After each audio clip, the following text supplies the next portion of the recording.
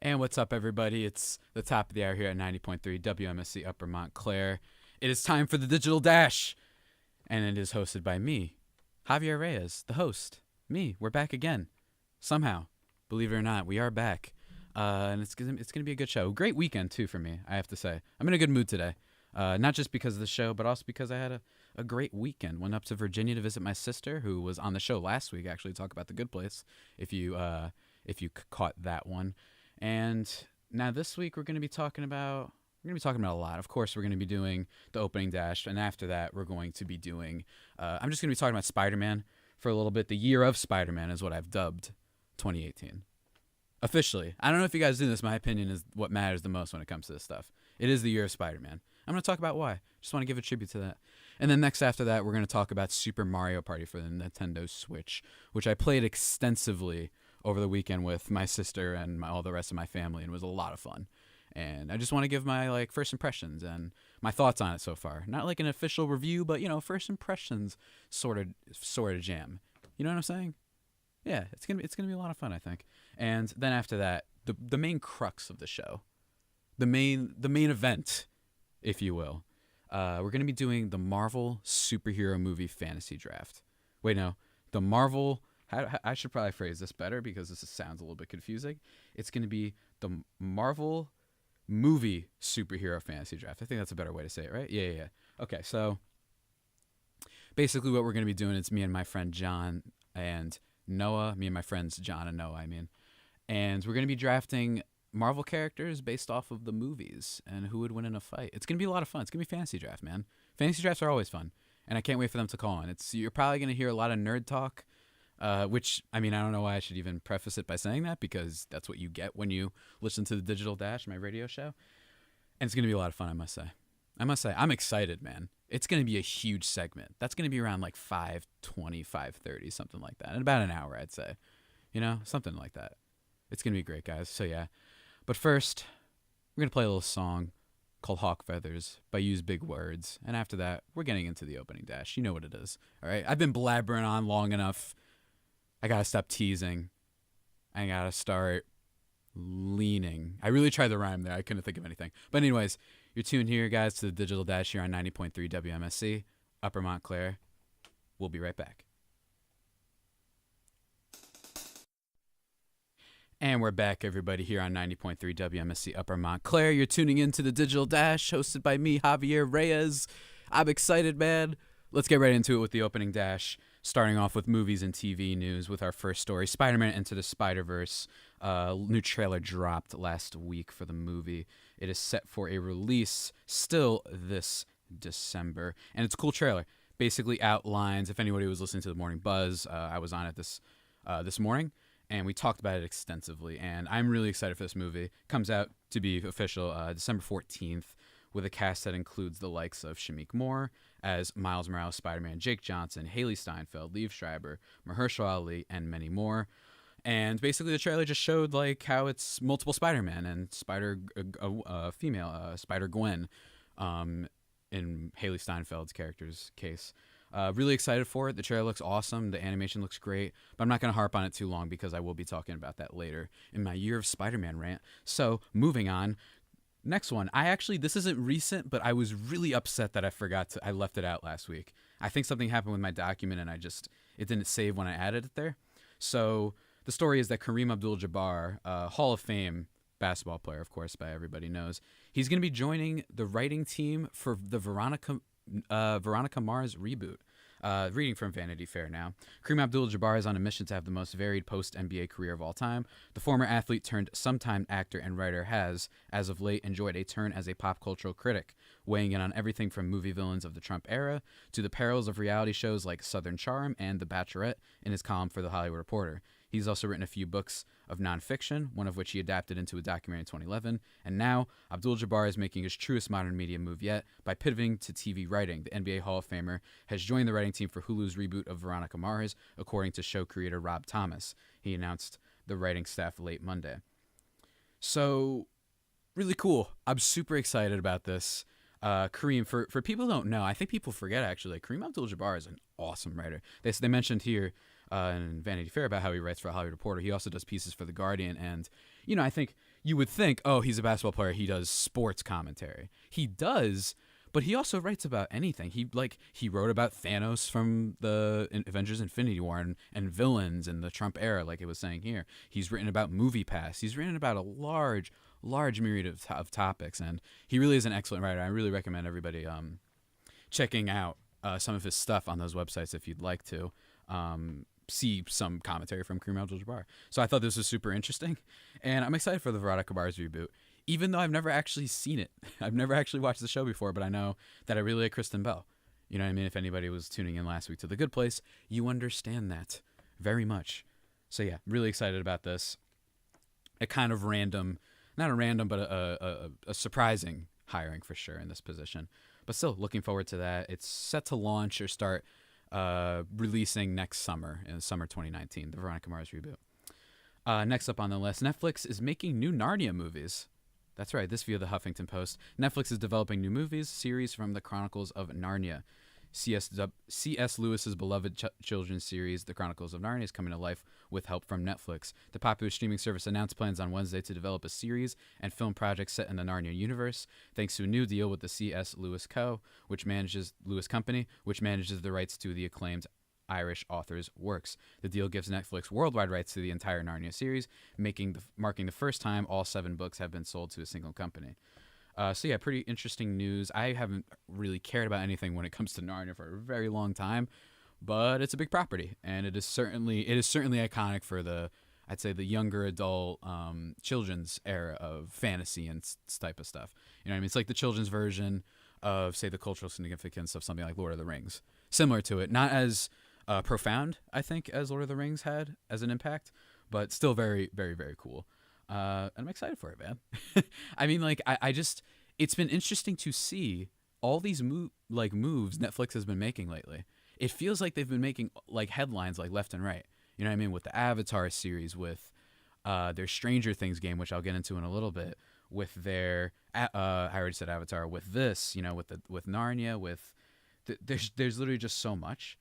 And I think that it shows, of course, it makes sense because they're spending $1 billion every year for original content or just content in general, whatever, because they know that they have to keep their subscribers happy so that they can, I could get into this at another time, but so yeah, Narnia coming to Netflix in some form. Next story here, a big story because I am a big fan of this character. Disney has ordered a live action Lilo and Stitch movie. This via the Hollywood Reporter. Lilo and Stitch live action remake in the works at Disney. Lilo and Stitch, the 2002 animated movie from Walt Disney Feature Animation, is getting the live action treatment, the Hollywood Reporter has learned. The studio has hired up-and-comer Mike Van West to pen the script for the remake, which will be produced by Dan Lin and Jonathan Irich of Rideback, formerly known as Lin Pictures. The two are already known in the Disney halls as they are working on the high-profile live-action remake of Narnia. Very cool. For those who don't watch or haven't seen, I should say, Lilo and Stitch, you probably should. It's really great, and it's one of my favorites ever. I love Stitch. I actually shout out Rob O'Connor if he's listening right now. In the office in the McLaren, I brought my little Stitch doll inside to put on the entertainment desk, and he allowed me to do such because Stitch is awesome. And if my mom's listening, she also loves Stitch. Stitch is the best. Now, I don't know how I feel about this announcement in particular. I don't know what a live action version of Stitch is going to look like. It's like I understand like they're bringing it back to life like they did the Jungle Book, and they did stuff like Maleficent and all these things. And, those are like kind of human type of things. You know what I mean? This is like this anthropomorphic, not even anthropomorphic, just this weird abomination. You know what I mean? I don't know what that's going to look like on in a live action setting. You know what I'm saying? So I'm really curious to see how that pans out. But still, nevertheless, they've been doing well with their live action things. So for now, I'm not going to freak out and complain that they might ruin it or anything like that. Next up, a short thing. New Aquaman trailer came out. The movie's still set to launch December 14th. And the reason why I put it on here is because, one, Aquaman's obviously big deal, DC Extended Universe big character, played by Jason Momoa. The trailer's 5 minutes. Yes, that's right. They released a 5-minute trailer. I mean, I just have no words. I don't think I've ever heard of a 5-minute trailer. I haven't even watched it. I didn't want to because I might end up seeing this movie, even though I'm not really particularly excited for it, but just to feel like it's a big movie, I kind of have to in a way, just to keep up. But so I just thought, like, I don't want to watch this 5-minute trailer that's going to show 5 minutes of the movie. Like, what are you doing? Remember the times when trailers were like trailers and they didn't show everything per se? You know, they were just super secretive. You know what I mean? Just look up old trailers like Independence Day or Terminator 2, like some of their first trailers, and how they're just teases. You know what I mean? And now we're getting to the point where the trailers have a trailer for the trailer. I'm not kidding. This is like a new trend that's been developing where, like, if you click on a trailer, say on Twitter, for example, and they have it, it'll do a quick, like, 3-second montage, and then it'll say, you know, X movie official trailer, and then it actually plays the trailer for you. It's ridiculous. You know what I mean? I don't understand why, like, these trends have been happening. It's really unfortunate, but yeah, new Aquaman trailer. Cool. Next up on the list, we got a Mega Man live action movie coming. And what's crazy is that this is actually the first news of this. I feel like I've heard rumors and rumblings of a live action Mega Man movie for quite some time, but now it's official. Reading from Variety, Capcom announced Thursday that it will be adapting Mega Man into a live-action Hollywood film, confirming news first reported in July that Catfish directors Henry Joost and Ariel Schulman were in final negotiations to direct and write the script. The film, currently under the working title Mega Man, will be written and directed by Joost and Schulman and distributed by 20th Century Fox. Additionally, it will be produced by Churnin Entertainment and Masaoka. While there are no details regarding what kind of narrative the film will follow, Capcom states that it will be aiming to appeal to a diverse audience that includes gamers as well as fans of action movies. It will maintain the world of Mega Man games, but incorporate the production values and entertainment factors that Hollywood releases are typically known for, according to Capcom. Really cool. Mega Man 11 was just released, actually, for PlayStation 4, Xbox One, Nintendo Switch. This passed on October 4th. So this news comes right on the heels of that. And I know a lot of people are going to be like, why are they doing this? Bottom line is this. I root for any video game adaptation to work. So I'm not going to bash on this too much. Maybe it could work. I just don't know what live action would look like.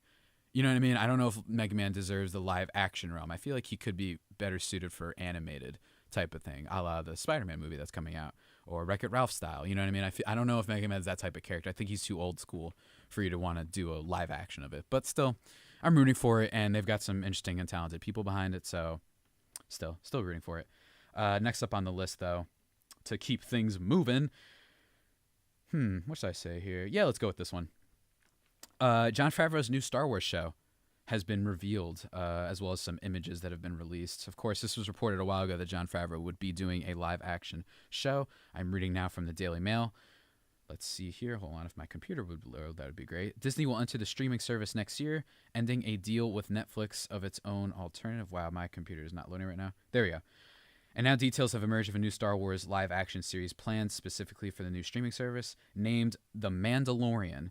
And the 8-episode show will be written and executive produced by Jon Favreau.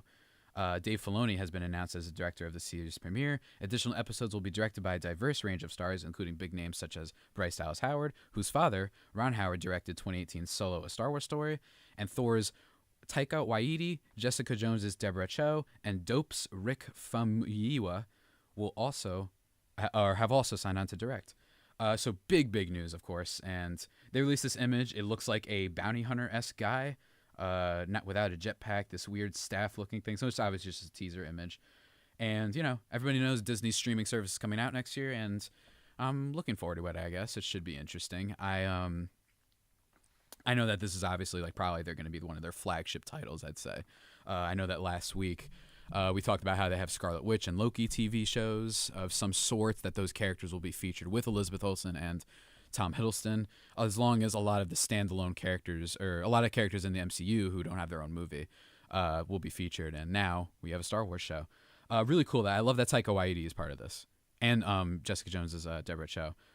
And dope. I like all three of those choices. I think it's interesting, and seeing what their takes are on Star Wars, especially if you've seen Thor Ragnarok, Jessica Jones, or Dope. Most likely you've seen the former, but if you've seen those movies, you understand why those choices are so interesting. So we'll definitely have to keep an eye on that. We'll probably get more news as the year goes on. Next, though, in a sad note, Chris Evans saying farewell to Captain America. Reading now from CNN. Chris Evans had Twitter all in an uproar when he appeared to be bidding farewell to his iconic role as Captain America. Evans tweeted Thursday about his final day on the Avengers 4 set. Officially wrapped on Avengers 4, it was an emotional day to say the least, the star said on Twitter.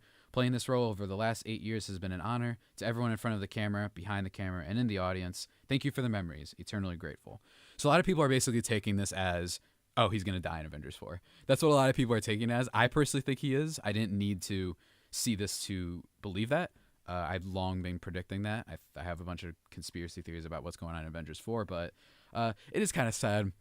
I'm gonna be sad when he leaves. You know what I mean? I've actually written before about Chris Evans because I think he's a really interesting actor in the business right now, where we kind of haven't seen where his career is gonna go. We like not where his career is gonna go, but the potential for where his career can go.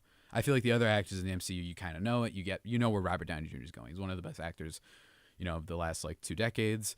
You've got Scarlett Johansson, who's just very, very castable. Mark Ruffalo, like all these guys, you kind of their career path seems charted and plotted out. You know what I mean? With Chris Evans, I don't know. I don't necessarily know something. I wrote about that a while ago, and I thought it was interesting. And I'm excited for him to see what he does next because I personally think he's a great actor, and I think that we're going to see even more interesting stuff from him in his post-Captain America career. So yeah. And one of those things in another report is about Rian Johnson and his new film that Lakeith Stanfield, this is the most recent report on it, Lakeith Stanfield has joined Daniel Craig and Chris Evans in Rian Johnson's murder mystery Knives Out. Reading down from Deadline. A hot package just got hotter. Sorry to bother you, and Atlanta star Lakeith Stanfield is joining Daniel Craig and Chris Evans in Rian Johnson's murder mystery movie Knives Out. Plot details are still under the wraps on this pick, which will likely shoot later this year. As we previously revealed, the film is understood to be a modern-day murder mystery in the classic whodunit style. Craig and Stanfield are both due to play detectives. Star Wars The Last Jedi director Johnson is scripted and will direct. He's also producing with regular partner Ram Bergman. MRC picked up the film for big money out of Toronto. So, really cool. No idea what this is, but Rian Johnson, Chris Evans, Lakeith Stanfield, Daniel Craig, big names that are attached to this. And I know a lot of people are looking forward to seeing, or at least I am, because I know there's a lot of hyperbole when it comes to what people thought about The Last Jedi. But I'm really curious to see what Rian Johnson does next. I think he has something.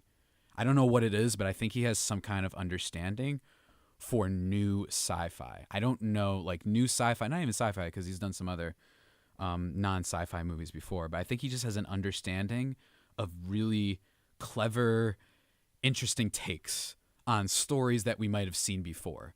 You know what I mean? With something like Looper, with a different take on time travel, with Brick, a different type of take on the noir mystery type of film, and he's really good at kind of adding a new dimension to these things. That's just me. I could talk about Rian Johnson for hours, but still, that's the end of that. And then the last story, I don't really have a story for this, but there's been a lot of Avengers 4 title rumors, and I feel like that's just worth mentioning. Avengers 4, excited. I don't really have much to say. There's rumors that it's called Avengers 4 Annihilation, and another, or not Avengers 4, but Avengers Annihilation, I should say. And then another one, Avengers The Last Avenger, apparently is one of the titles for it, which I doubt. Mark Ruffalo apparently teased that the other day, and they had to bleep it out. So I doubt that. They're just trying to stir up some interest for the movie. I think would be. I could see it being called Annihilation, though. I don't know. I could see Endgame. I could see a lot of things. There's a lot of rumors. If you don't want to get spoiled at Avengers 4, do not look up Avengers 4, because there's a lot of theories and set photos that have either leaked or have been discovered or what have you, or theorized and whatnot. So do not look up Avengers 4 if you just want to go in completely clean. You know why? Because I've looked it up, and I've seen some things where I'm like, this might have been real. You know what I mean? So I'm having trouble with that. But anyway, we're going to take a little bit of a break now, and then when we come back, we're going to finish things up with my gaming news and then my reads of the week. So stay tuned, guys. You're listening to the Digital Dash here on 90.3 WMSC Upper Montclair. We're on 90.3 WMSC Upper Montclair. We just got done talking movies and TV news, and now we're continuing the opening dash. Going to try and speed it up just a little bit. Time for gaming news. First story, a leaked video appeared on the internet last week. This via Eurogamer that showed footage of a new open-world Harry Potter game. And there was an update not too long ago that this leaked Harry Potter game is real, but it is not developed by Rocksteady, which I forgot to mention. One of the rumors was that Rocksteady was developing this. I don't know if you can still find the footage. I'm not sure. You probably can if you just find it, but it's obviously this is a big deal. You know what I mean? Obviously this is a huge deal, even if it isn't Rocksteady that's attached to it. A open world Harry Potter game, and let me tell you, I saw the footage right before it got taken down from. I saw it on Kotaku, so could check there. Maybe they'll have a recap of it. I'm sure someone has it uploaded somewhere, and it looks outstanding. I mean, it really does look outstanding. It looks like the Wizarding World, and I know a lot of people are going to freak out about that. And I've been saying it for a while. Licensed games can be good. You know what I mean? Why not? It just doesn't make any sense. People think, like, not even people think, but like developers and publishers, they keep forcing these things out, and they don't realize, give it time. These things there's a lot of source material out there that you can use to make awesome things. You know what I mean? It doesn't always have to be these, the gaming-centric type of properties, a la the Marios of the world and the Call of Duties. Like, you can make other cool things based off properties that are out there. It's like kind of the opposite issue that the movie industry faces, where they kind of struggle with having new ideas really out in the forefront versus video games that really just always kind of rehash things, and they struggle, or they don't rehash things. They have new ideas and new gaming properties all the time, except that they can't get the licensed stuff to work. So it's this interesting like dichotomy there that I just love. I love this stuff. I love video games, man. They're awesome. But that's that story. I really recommend you guys checking it out. It looks awesome. Another story though, this is a smaller one. Nintendo is planning on releasing another version of the Nintendo Switch. This is a report via Polygon. New Switch hardware is coming in 2019.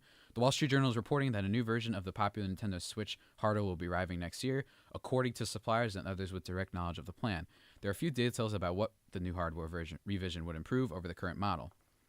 The current Switch uses a lower-end liquid crystal display without some technologies that are standard in more recent smartphone LCDs, the Wall Street Journal reported. Updating the display with these technologies would make it brighter, thinner, and more energy efficient. The updated Switch isn't expected to adopt the organic light-emitting diode or OLED panels used in Apple Incorporated's iPhone X series. All right, so yeah, not much to say there. New version of the Switch. Kind of like think of this as the Xbox One X. Think of this as the PS4 Pro type of thing. It's just an upgrade for people who haven't already bought a Switch. They'll make your console a little bit better. This is not a new console announcement. Let's be clear about that. And moving on. Developers are saying the PSN name changes are on the way. This via Kotaku by Jason Schreier, who I've talked a lot before. As PlayStation users across the world wonder whether they'll ever get to change their names from or to, and he lists a funny example here that I can't say, the option now seems closer than ever. Developers of multiplayer games tell Kotaku that they're preparing for PlayStation Network name changes to finally come soon. 3 people at 3 different game studios, speaking anonymously because they were not authorized to talk to press, said that in recent months they've been fixing bugs, tweaking settings, and ensuring that their games are compatible with Sony's plans. A 4th person who worked for a game studio shared a photo obtained from internal Sony documentation of a PSN profile containing the option Edit Username. The documentation was a guide for changing one's name on the PlayStation Network. That person said. We don't yet have any sort of time frame for the feature, and those developers have suggested that as a result of how PSN IDs were originally implemented, parentheses, linking your account ID to your username rather than some sort of universally unique identifier, retroactively fixing old multiplayer games might be a time-consuming and difficult prospect. Sony did not respond to a request for comment. So to sum it up, basically, PSN name changes are definitely coming, and for those who don't know, it's one of the most infamous things, honestly, that Sony's done when it comes to the PlayStation is that you can't change your name. And I've had mine stuck forever as ChargerBoy117, which isn't like the worst out there, trust me. I know a lot of people who were just kind of messing around and they made some stupid kind of incriminating username that they now can't change unless they lose all of their data and stuff like that. And basically one of the problems is that they're worried that if they change, that there's something wrong with the system software that they've been trying to fix, that if they change the names, it gets rid of all of your saved data. Or all of your saved like trophy support and like your memory data. Not on the system itself, but to a degree on the system itself, but like the internal memory. And so that's been one of the problems for why they've had so much trouble changing it. There's something in the code that apparently it's not as easy as it sounds. They forgot to add that early on, and they're afraid that it might reset everybody's progress ever if you were to change your name. So yeah, there's a big weird system maintenance issue here, obviously. But yeah. We'll see what happens there. I'm excited, obviously. I really want to change my name from Charger Boy. And I think we'll get some report by the end of the year. I feel like we will. I don't think it's a coincidence that this kind of report comes out from Kotaku. Jason Schreier is a really good reporter for them that I recommend you guys following if you're really into the gaming news like I am. Next story on here, Bungie has filed for trademark for a new game. This via VG247. Bungie's fascination with single-word game titles will seemingly continue with its next project. You may recall that Halo and Destiny creator Bungie signed a big deal with Chinese publisher NetEase back in June. The deal will see the studio receive over $100 million in funding, which will allow it to create its next project. The name of said project may have been outed by a new trademark registration. Bungie filed a trademark application with the European Union Intellectual Property Office for Matter, which we assume is the studio's next big thing. The application was submitted very recently, last Friday, in fact. So cool. Trademarks are a little bit tricky. We can't just assume that the name of this game is Matter.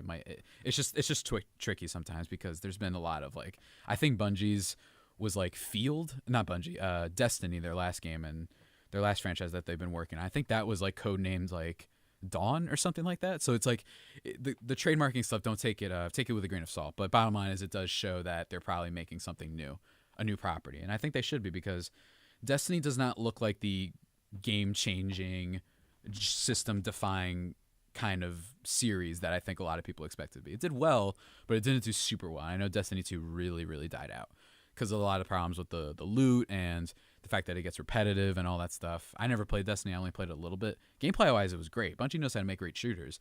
However, they just, it seems like the meat, you know what I mean? The lore and everything else that makes a game good aside from the gameplay was just kind of lacking. So we'll see what they do this time with this next property. You know what? I'm rooting for them. I'm rooting for them. They're a great developer. Next story, though, on here. Skybound Games is going to finish the end of The Walking Dead. Of course, I've been talking about this for a few weeks with Telltale Games and how they had a big, huge mass set of layoffs and the studio is essentially dead. And that has cast a shadow over whether or not The Walking Dead series, which is their most famous and it's in its final season, whether that series will finish. And this confirms that it will be. Skybound Games will finish the final season of Telltale's The Walking Dead. This via The Verge. The final season of Telltale Games' The Walking Dead game will be completed. The failed studio reached a deal with Skybound Games to finish the season, development of which was halted when the studio laid off most of its employees at the end of September. At New York City Comic-Con, Kirkman told a panel that his company had come to a deal with Telltale to complete the story. According to Variety, Skybound will work with members of the original Telltale team to finish the story, although that hasn't been finalized yet. In a tweet, Skybound Games, the gaming division of Skybound Media, which was founded by The Walking Dead creator Robert Kirkman, confirmed that it will wrap up Clem's story and that it will have more details soon. So this is cool in terms of people who are fans of this series. Really cool that they get to see the conclusion of this. I haven't really played it myself, but I know a lot of people are a fan of it. And it's definitely Telltale's biggest series for sure. It's really not what they made their mark with. I think they made their mark more with the Sam & Max series back in the late 90s, but this is definitely their most financially lucrative and most popular, I'd say, of the bunch of titles that they've done. So cool for them. And, of course, still thoughts go out to all the people that were laid off. It was really a shocking thing that happened in the industry. Next report on here, though. Square Enix, or actually, no, I won't. I'll save Square for last, actually. I love shaving Square Enix for last. I just love it. Next up, though, Forza Horizon 4 is the fastest selling game in the series so far. This via GameIndustry.biz. Let's see here. Let me find the thing.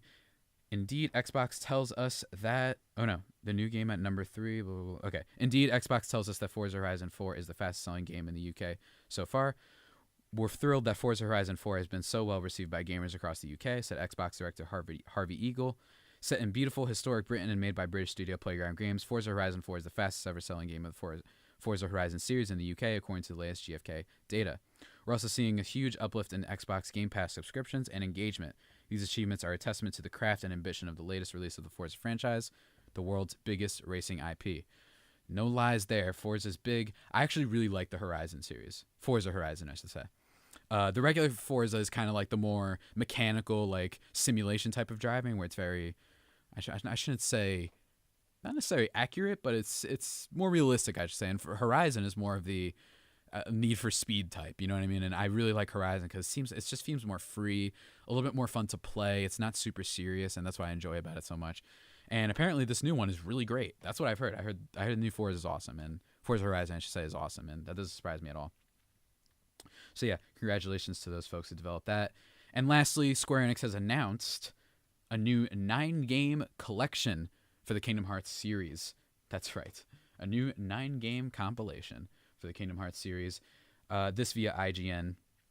Gamers who want to catch up on Kingdom Hearts' complex storyline ahead of 2019's Kingdom Hearts 3 will get the chance to do so later this month. Square Enix and Disney announced today that Kingdom Hearts: The Story So Far, a 9-game compilation coming to PlayStation 4 on October 30th for $39.99 US standard currency. Kingdom Hearts: The Story So Far is available for pre-order on Amazon right now and features HD graphics, other updates, and changes from the original releases for a number of its included games. So, of course, just to recap, this is what it includes.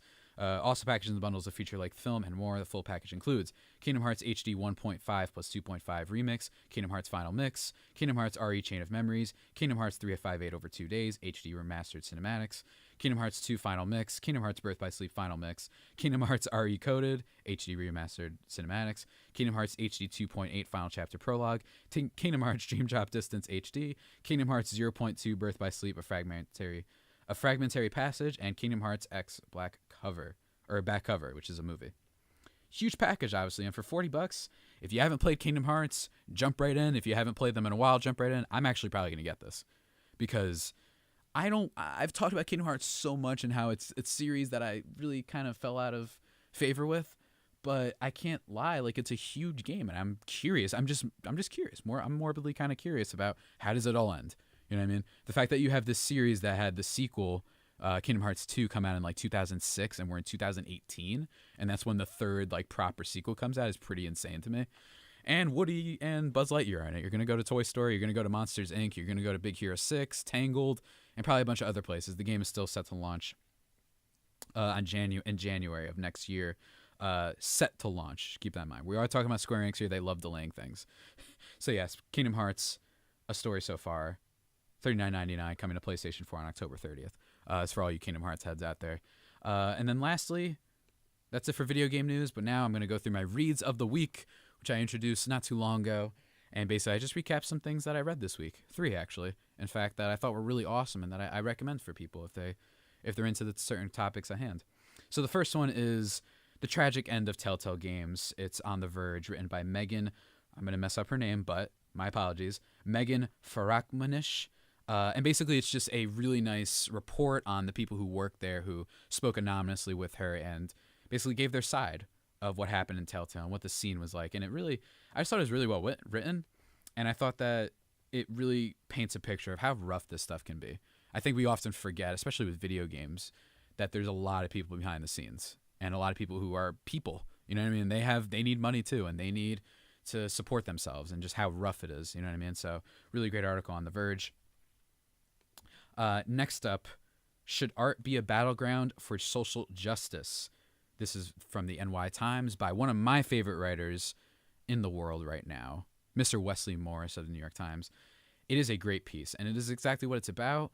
And he basically writes, for those who don't know, Wesley Morris is a Pulitzer Prize-winning culture critic, I'd say. He used to write for the Boston Globe and Grantland, most notably, and now he's writing for the New York Times.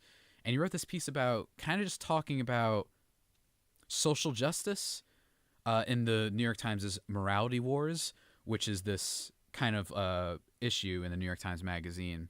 It's a culture issue where they concluded a lot of other pieces about other things going on in pop culture right now, and this is one of them. Some others being What Makes the Good Place So Good, one about Barry Jenkins, and one about Lady Gaga, which is really cool. So I recommend you guys checking out those two, which I have not read yet, but I assume that they're great. You know, the Times does good stuff. But this one in particular, if you guys haven't read Wesley Morris, he is brilliant. He is a brilliant, brilliant writer, and he talks about movies in ways, and movies and TV and culture in ways that I only dream of being able to articulate my feelings and thoughts the way he does. He's a brilliant, brilliant writer. I really recommend you guys checking him out for not just this piece, but everything he does. Seriously, like if you really want to learn and see how far this man is, how far ahead of everybody he is when it comes to, pop culture criticism, you'll understand. And he talks about Insecure and what it means. What does it mean for these pieces of art to be analyzed in a way that is pro-diversity, or what is their job? It's really hard for me to explain it, and I really just recommend everybody checking it out. And lastly, not a new piece, but in celebration of the fact that the Yankees are playing the Red Sox, I am throwing it back to my favorite piece of all time. It's my favorite thing I've ever read. It's called Yankees Suck, Yankees Suck, from the website Grantland, RIP, by Amos Barshad. It's a piece that talks about the Yankees Suck t-shirts that made a big splash back in the day, and this huge mob gangster type of story that surrounds it, and like, where did these shirts come from? It is a long read, so people need to prepare for that, but it's awesome. And, you know, honestly, just go and read Grantland. You know what I mean? That was such a great site, and I'm sad to see it go. But it's this, reading from the heading, the twisted true story of the drug-addled, beer-guzzling hardcore punks who made the most popular t-shirts in Boston history. It's from 2015. It's my favorite piece ever, and I really think you guys will enjoy it. It is like a movie, and it's incredible. Just this little tiny thing. These Yankees suck t-shirts. You know what I mean? And I'm a Yankee fan. Don't get me wrong. So this doesn't trigger me or anything. I just thought it was a great story, and it's just awesome seeing, like, this is like, it really is a movie. And honestly, I wouldn't be surprised if this had some short, like, mini doc come out about it. You know what I mean? I'm surprised that something hasn't come out about it. I really think it's that good. So yeah, that's my take on the Yankees Suck piece by Amos Barshad, and those are the reads of the week. And that's it for the opening dash. You know what I mean? I feel like it's funny how I call it the opening dash, even though it lasts like 40 minutes. You know what I mean? Like, it lasts a really long time, but hey, you know what?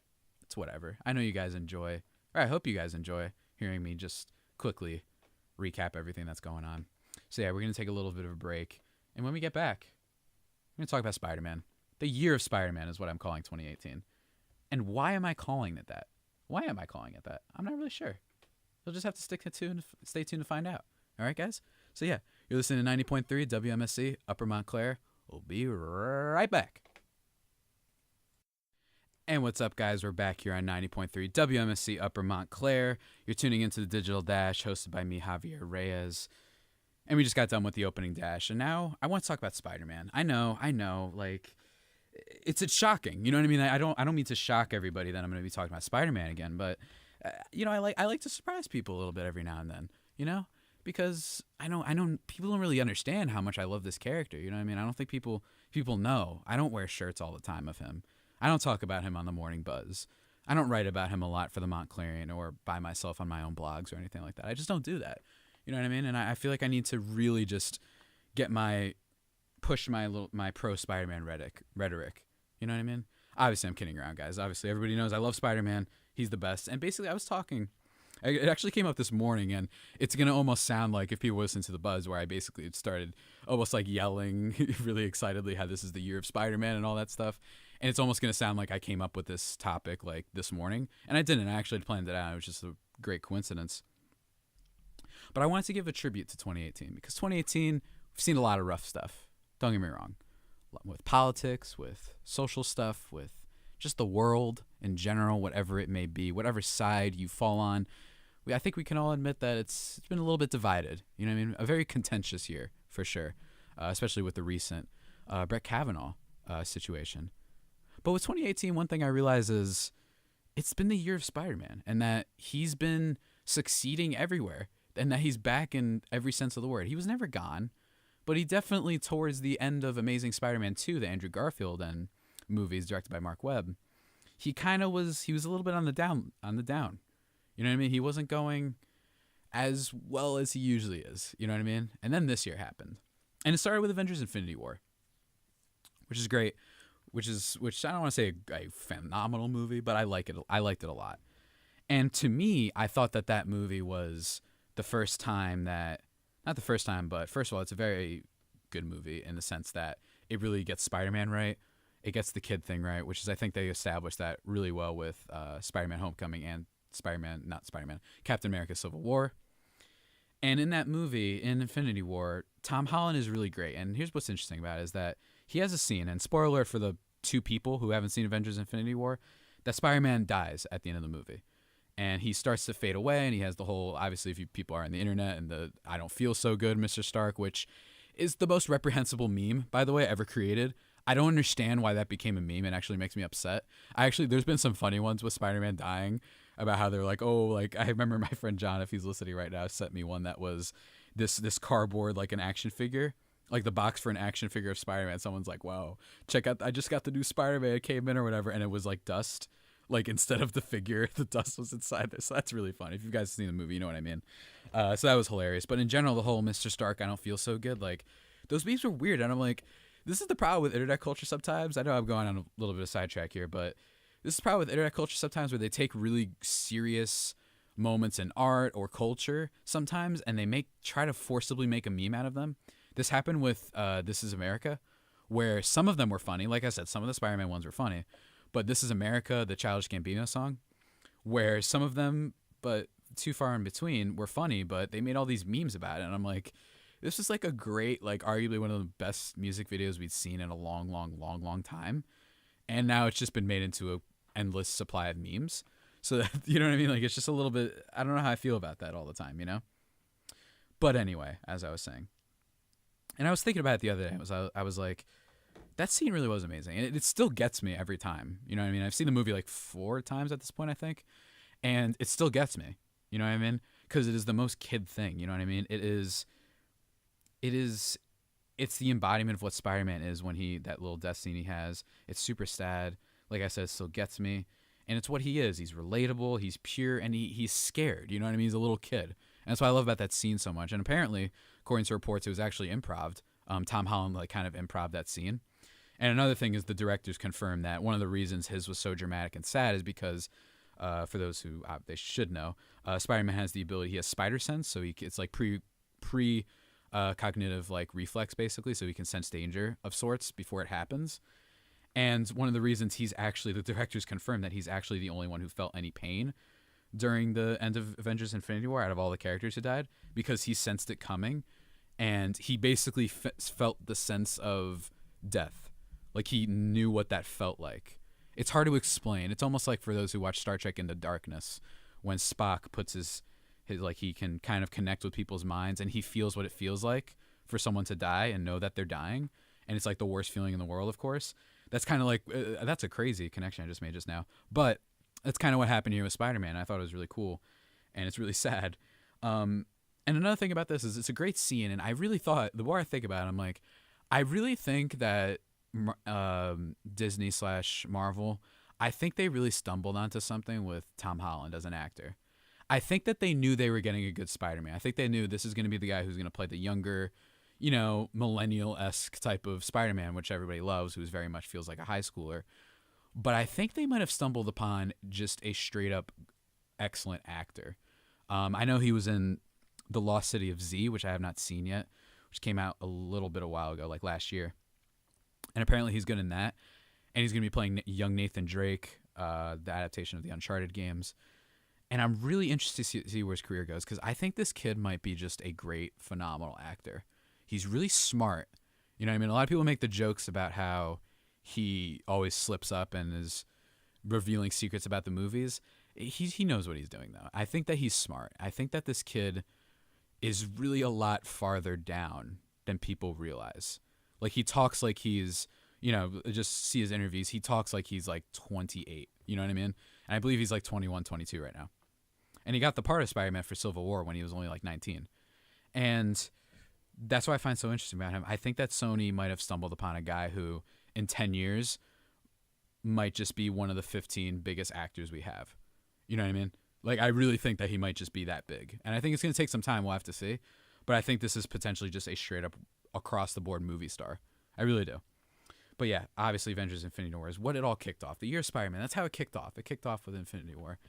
And then, of course, the next thing, which was September 7th, what came out, was Spider-Man for the PlayStation 4. It's still hard to believe that a character like that got an exclusive title for PlayStation. It's still unbelievable. It's one of the most popular fictional characters in the world and properties. Yet Sony somehow got their hands on an exclusive game for him. And I loved it, of course. You can check out my review in the Montclarian. You can check out all my thoughts on that. I did a segment a while ago, actually, about how I thought the left-leaning games media tried to paint it in a bad light when it came to the Spider Cop thing. And, you know, you guys can check that out. I put that out. And I love the game, and I can't wait for its DLC. So that's even more reason for why this is the year of Spider-Man. There's going to be more DLC for the game, which I imagine is going to be great. You know what I mean? And what was great about it is that it was an all-new story. And Insomniac Games, they took old established characters, but they put little spins on them. You know what I mean? Whether it be Miles Morales or Mary Jane or Peter Parker or Spider-Man himself, you know. And I'm not going to spoil any of the other characters because they are spoilers if I say some of the other people that are in the game. But I just thought it was It was awesome. You know what I mean? It was one of the perfect examples of what licensed games and what comic book based games can be, and how you can still make new versions and new interpretations of these characters, you know what I mean, that really work in profound and insightful kind of ways. And I remember I played the end of the game and I teared up at the end of Spider-Man for PS4. I really did. I'm not going to say why, because I'm going to talk about this probably at another point, like do a spoiler talk about all the story segments in the game and just talk about that with somebody. I don't know who yet. But man, like it's just such a great game. It's the fastest selling PlayStation exclusive in history, which is crazy. You know what I mean? Even more than God of War. So obviously it's a big deal, and definitely they're working on a sequel. It'll be after the PlayStation 5, probably in 2024 or whatever. This is definitely not the end, and the story itself shows that when you play through the game.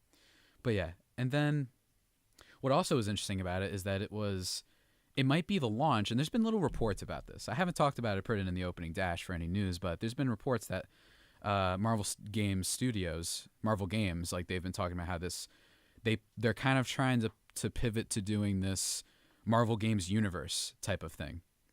You know what I mean? Like a shared games universe, if you know what I'm saying, type of thing. It's hard to explain really, but you know, I've talked about it before here, and you know, as we reach the top of the hour here at 90.3 WMSC Upper Montclair, talking about Spider-Man, for the Spider-Man for the PlayStation 4. Sorry about that, and how it might be launching this universe, a game universe. I don't really know what that even means. You know what I mean? Like they're kind of all related to each other. I know there's an upcoming Avengers project, which is the only known title for it that we are aware of so far, and what's interesting about that is we actually haven't gotten any info about it for like 2 years, and it's being developed, or it's being published by Square Enix and being developed by Eidos Montreal, who made the Deus Ex games. And what's interesting is, like I said, we haven't gotten any info on that, and for this to be like spawn a new games universe, how would that even work? You know what I mean? How would that even work? This games universe, because you have different like developers and publishers, and with the movies, it's like, okay, well, you have one kind of like studios, you know what I mean? Like you have Disney, you have whatever, and that's a little bit different, but it's like, how can you combine all of that? You know what I mean? How can you combine all of that to make sense? You know what I mean? To make it this type of, you know, like this type of shared universe that works and connects perfectly. I know in Spider-Man for PlayStation 4, there's a lot of references to other Marvel properties, like Black Panther, Avengers Tower is in the game, which is really cool. I don't know if it's going to be just references or straight up like there's going to be story bits. I don't think from a gameplay perspective it's possible for them to do that, because there's just too much coordination for you to be able to release all these things, especially when Sony isn't going to have every exclusive PlayStation game. But, you know, so that's that. You know what I mean? The Spider-Man PS4 portion of this. And then two things when it comes on the movie front. I just mentioned Spider-Man PlayStation 4, just an excellent game. And I know, and what's going to be great about that game, by the way, is like the conversations between what's better between Spider-Man or the Arkham series for Batman. I'm really going to enjoy those, because I think Spider-Man's better in certain ways, and I think Batman's superior in a lot of other ways too. But I definitely think that they both were done in a way that's respectful to the characters, which is awesome. So yeah, but as I was going to say, and now we have this new trailer for Spider-Man Into the Spider-Verse, which looks great. You know what I mean? The latest trailer is awesome, and basically it's about, you know, classic Peter Parker, but it's a focus on the Miles Morales Spider-Man and how him and Peter Parker, they meet up, and along with other characters, including Spider-Gwen, Spider-Ham, Spider-Man Noir. This is true. There's a real thing called Spider-Ham. And they're all like kind of clashing together, and it's an animated movie and has this really cool, really abstract kind of comic booky style to the animation, for people who haven't seen the trailer. And it's really cool. Like you even see the comic book panels. You have the pow kind of thing, like when you see in the comic books when a punch hits, you see the screet, or like the pow and the bam. That type of stuff looks like it's there. And like the visuals very much feel like, oh wow, this is a comic book. You know what I mean? This is a comic book literally come to life. You know what I mean? Animated form. And what else is awesome about the movie is the trailer looks great, yes, but the cast. You know what I mean? I talked about this a little bit before, but the cast is insane for this movie. Okay, so Shameik Moore is playing Spider-Man Miles Morales, and then you have Jake Johnson, who's playing the Peter Parker Spider-Man. For those who don't know, Jake Johnson, mostly known for his role in New Girl as Nick, and he also was recently in Tag alongside Jeremy Renner and Hannibal Buress, among many others. Haley Steinfeld, who's one of the most talented people we have in celebrities, honestly, right now. She's voicing Spider-Gwen, who is Gwen Stacy's version of Spider-Man, who's awesome. And she's great. Liev Schreiber is voicing the Kingpin. Mahershala Ali is voicing Aaron Davis, Miles Morales' uncle. Brian Tyree Henry is voicing Miles Morales' father. For those who don't know, between those two, Mahershala Ali, of course, great actor, just won Best Supporting Actor not too long ago for Moonlight, Oscar winner, and Brian Tyree Henry, who should have won the Emmy for Best Actor in a Dramatic Series for Atlanta as Paperboy. He's awesome in that, and he's voicing, like I said, Miles' father. And then two other really fun castings in this is, one, John Mulaney is going to be voicing Spider-Ham. John Mulaney, who's kind of blown up a bit these past couple of months for sure, with all of his comedy specials and whatnot, which is awesome. And then Nicolas Cage as Spider-Man Noir. That's right, Nicolas Cage found his way into this, and I love Nicolas Cage. He's the best. I still have yet to solve the equation of whether or not he is a good bad actor or a bad actor. You know what I mean? Or a bad good actor. One of those three, one of those two realms of possibilities. And yeah, I can't wait for this. It's going to be great. And what I love about the Nicolas Cage thing, by the way, is reportedly he studied on noir film to prepare for the role, which is just the most Nicolas Cage thing I've ever heard in my life. And it just, guys, I can't wait. And the movie's set to launch or be released December 14th here. And I'm definitely going to see it opening night. But you best believe I am seeing this thing opening night. How will I see it opening night? Not sure, because there will also be Thursday Night Football if I try to see it on opening night. But whatever. Still going to go for it. So yeah, I'm really excited for that. And yeah, Spider-Man Into the Spider-Verse. So, and also the last thing when it comes to the year of Spider-Man is Venom, which just came out, which is, I guess, somewhat part of this. I haven't seen the movie yet. I plan on seeing it this weekend with my friend because I wasn't here this weekend, so I didn't really have a chance. I was in Virginia, and I don't know if there's any connections to Spider-Man. I don't think there really are. I've been told that there might be references to him in the movie, and that in the future at some point they may cross paths in some ways. Tom Holland's Spider-Man, I mean. So we'll see how that turns out. I'm not really sure, but still. And what I love about that movie is a lot of people are telling me that it has a lot of good potential to be a good bad movie. You know what I mean? One of those great guilty pleasure movies. That's what I'm hearing. And that it's kind of gotten bashed a little bit too much by critics. You know what I mean? And I'm really enjoying this Venom versus A Star Is Born box office battle and fan battle that's going on right now. It's really been a lot of fun. And yeah, so Venom is part of that too. So yeah, it's the year of Spider-Man, guys. It really is. See? The proof is in the pudding.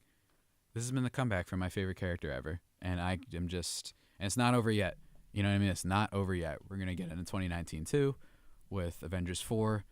And of course, and Spider-Verse to cap off 2018, man. I'm so excited. I'll definitely be talking about that movie. Might even write something for it for the Montclarian. So you just have to stay tuned for that when I figure it out. Because December is still, a couple months away. So yeah, guys, that's it for my little kind of tribute to just kind of, chronicle the year so far and how big Spider-Man has been this year and across several mediums, and just how awesome it is for me as a fan of the character. So yeah, and now we're going to take a little bit of a break. And when we come back, I'm going to give my first impressions on Super Mario Party for the Nintendo Switch. That's right. Assassin's Creed Odyssey came out. You got Call of Duty coming out this week. Mega Man 11 came out. But no, I'm talking about Mario Party. And let me tell you, folks, you're going to want to hear what I have to say about it. So stay tuned. We'll be back in a little bit. You're listening to 90.3 WMSC Upper Montclair. And we're back here, everybody, on 90.3 WMSC Upper Montclair. Just got done talking about Spider-Man and the year of Spider-Man and all that stuff. And I've said Spider-Man way too many times so far on the Digital Dash today. But no more. At least not for another 15 minutes. Because we got something else coming up that will probably involve the use of his name. But I want to talk about Super Mario Party, which I played rather extensively this weekend. Both by myself, because I am a loner, and also with my family and friends while I was in Virginia.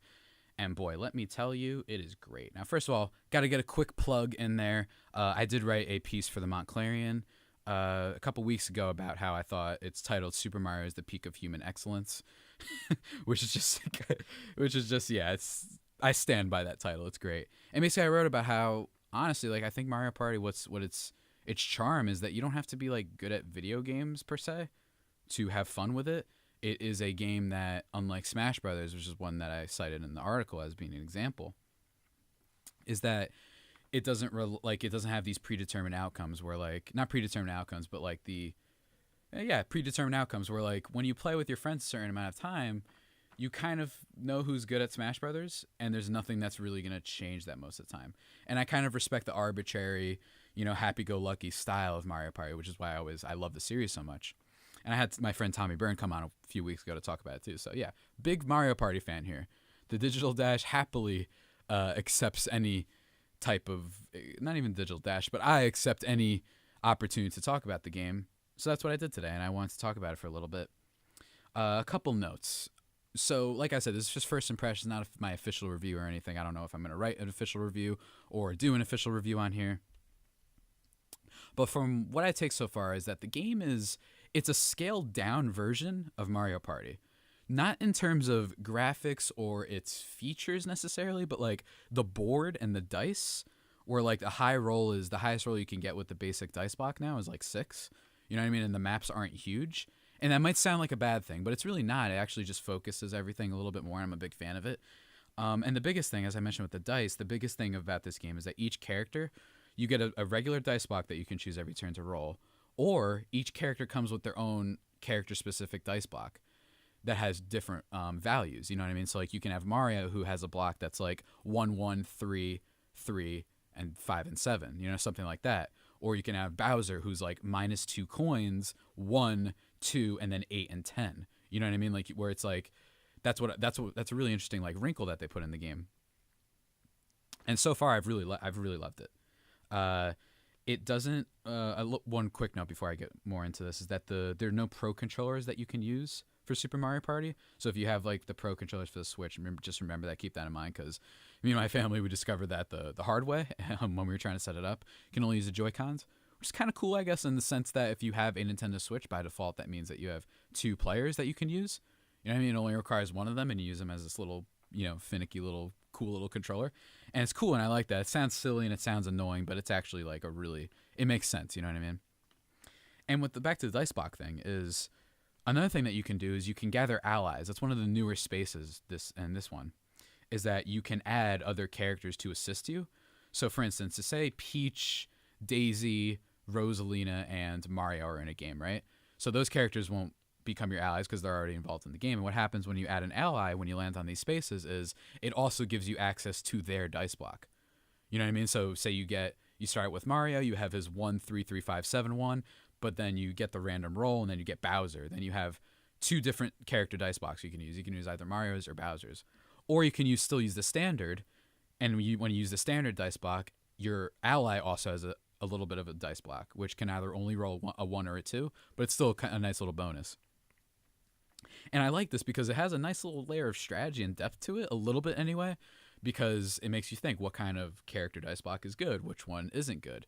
In my experience, I think that the bigger ones are better. Just from what I've played so far, like my family, like they would go every time on like Bowser's or Bowser Juniors and just try and go for the 8 or 10 and just go around the map like it's nothing. But still, like there's a lot of layers to that, and I really think that's exciting. And also another thing with the ally system is that there are a new set of minigames that are called team minigames, which are usually 4 versus 4. But what happens is they add your allies as part of it too. So let me explain. So basically, one of them we played is like you are all in these hamster balls and you try and knock each other off the map. And what happens is, depending on how many allies everybody has, they help you. You know what I'm saying? So if you have a lot of them, you have a big advantage. It's this really interesting thing where, like, I remember my family, we were playing and someone had 2. Everybody had 2 allies with them, so they had 3 people on their team basically, except for me, and I only had 1. You know what I mean? So I just like that, where it's just like these new games that you'll have an advantage if you have more allies, or if you don't, you know what I mean, then you won't have any. I've played a lot of the team minigames where I've had no allies. I've had some where I've had 2. I've had some where I've had 1. You know what I mean? And it creates this new dynamic for minigames, and I really like that a lot. It's a lot of fun. So the ally space is probably the biggest new thing next to the dice block thing. And just in general, so far, the mini games are a lot of fun, and that's probably the biggest key to Mario Party, in my experience with determining which one is fun and which ones are the best, is that the mini games have to be good, obviously, and also aside from mini games, you also have to make sure that there's no stupid feature in the game.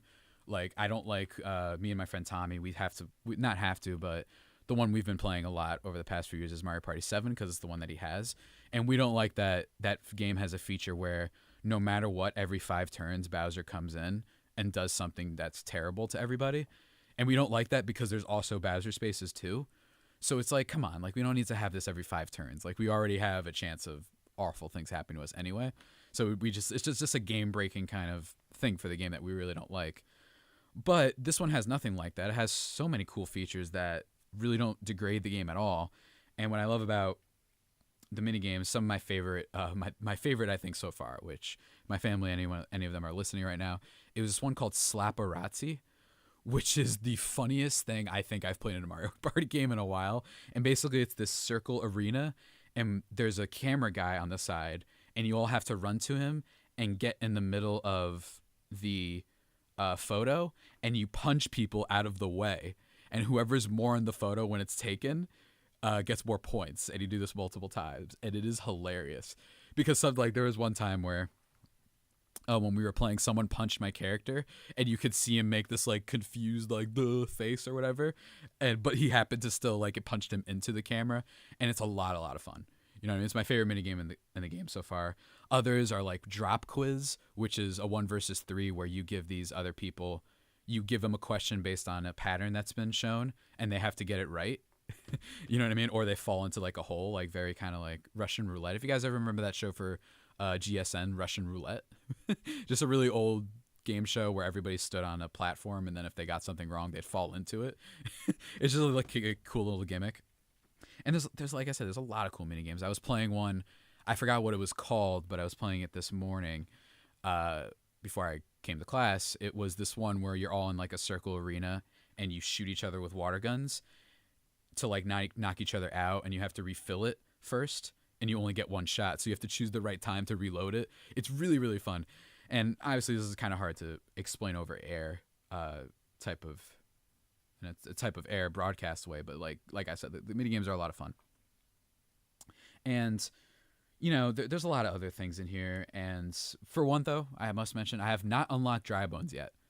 Unfortunately, I have not unlocked Dry Bones yet. So those who don't know, Dry Bones is my favorite. He's my character of choice in any type of Mario team game or whatever. Of course, Mario Party being the number one.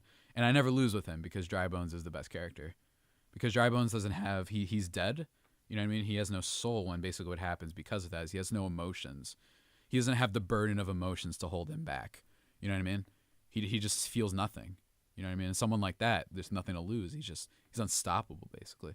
So I haven't found him yet, and apparently you find him by roaming around this like hub world, and he'll randomly appear, which is a little bit annoying, but it is the most appropriate thing for Dry Bones ever.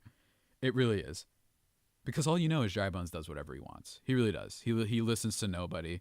He doesn't obey a rule or rules or ethics or a code of conduct. No law like that. Dry Bones is lawless is basically what I'm trying to say. And lastly, there's this fun little high five mechanic. This is a tiny little thing. After every minigame, if you win, like say you're with a teammate, you can choose to high five each other and it'll give you extra coins. Or you could choose not to, and then nobody gets coins. And what's funny is if say it's a 1 versus 3 minigame, and this happened with down in Virginia when we were playing, it'll take all the other characters, if they chose like people want to high five and you don't, it'll show the other 2 characters give you the mean look or whatever, which is super funny. And me, I didn't high five because I'm here to win. You know what I mean? I'm not trying to here to make friends.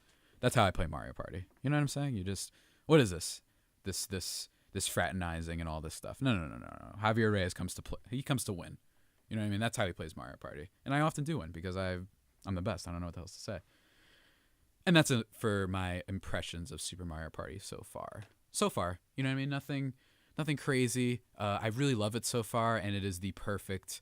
It's finally bringing it back to what the series was originally, because Mario Party's 9 and 10, or 10 at least, they had like a team thing where you were no longer going up against people and everybody traveled around the board at the same time. And a lot of people didn't like it, including myself. So they brought the series back to its core roots. And you know what I mean? I appreciate that they tried something new for Mario Party 10, but it clearly just did not work. So yeah, guys, we're going to take a break now. Just finished talking about Mario Party, my first impressions of the game, that I am enjoying quite a lot. You know? So we're going to take a bit of a break now. And when we come back, oh boy, when we come back, do we have something special for you guys. The Marvel superhero fantasy, the Marvel movie, the Marvel superhero movie characters fantasy draft. I don't know how to say it. You know what I mean? We're drafting characters, not movies. I want to make that clear. With my friends John and Noah, who have been on the show before. So, yeah, I'm going to set that up. And when we get back, oh, man, it's going to be great, guys. We're in for a real battle. Believe me. We are in for an absolute brawl. It's going to be fantastic. So, yeah, guys, stay tuned here. You listen to Digital Dash here on 90.3 WMSC Upper Montclair. And we're back here on 90.3 WMSC Upper Montclair. You're listening to the Digital Dash. And now, They kind of don't even need an introduction, you know? They don't even need an introduction. Calling in from an undisclosed location, not undisclosed location, locations, I should say, are my friends John and Noah. How you doing, guys? I'm good. How are you? Go ahead, Noah. Oh my gosh, this is so good. I'm so excited for this. So yeah, you guys prepared and everything? Oh, absolutely. Okay, so let me just go over it for I the was people. watching clips. Oh, you're watching clips? Yeah, man. Oh man, he did like the real research on this. I'm excited. So let me just explain the rules for the people, the millions at home that are tuning in. Basically, what we're doing is a superhero fantasy draft. Obviously, I've said it before, teasing it up. But the key here is that we're only drafting from Marvel characters that have been in a movie before. So what I mean by that is not just Marvel Studios as in the MCU, like the Iron Man, Avengers type of stuff, but also like you can do the old things like the Fantastic Four maybe, or you can do the Fox brand, like you can do Deadpool, you can do the X-Men characters. And the key with this is that it's based off of the movies and not the comics. And we basically decided to do this that way. We wanted to make it more accessible for people because I think more people have seen the movies and don't know. They're not as nerdy as us. I think that's fair to say, right? Yeah. Yes. I hope so. And basically, you know, it's more about what we've seen in the movies as our proof. You know what I mean? So say, to use an example, like Wolverine in the comics has been shown to heal from literally a cell, but in the movies, he hasn't necessarily been shown to do that. So that, like, you take that into account.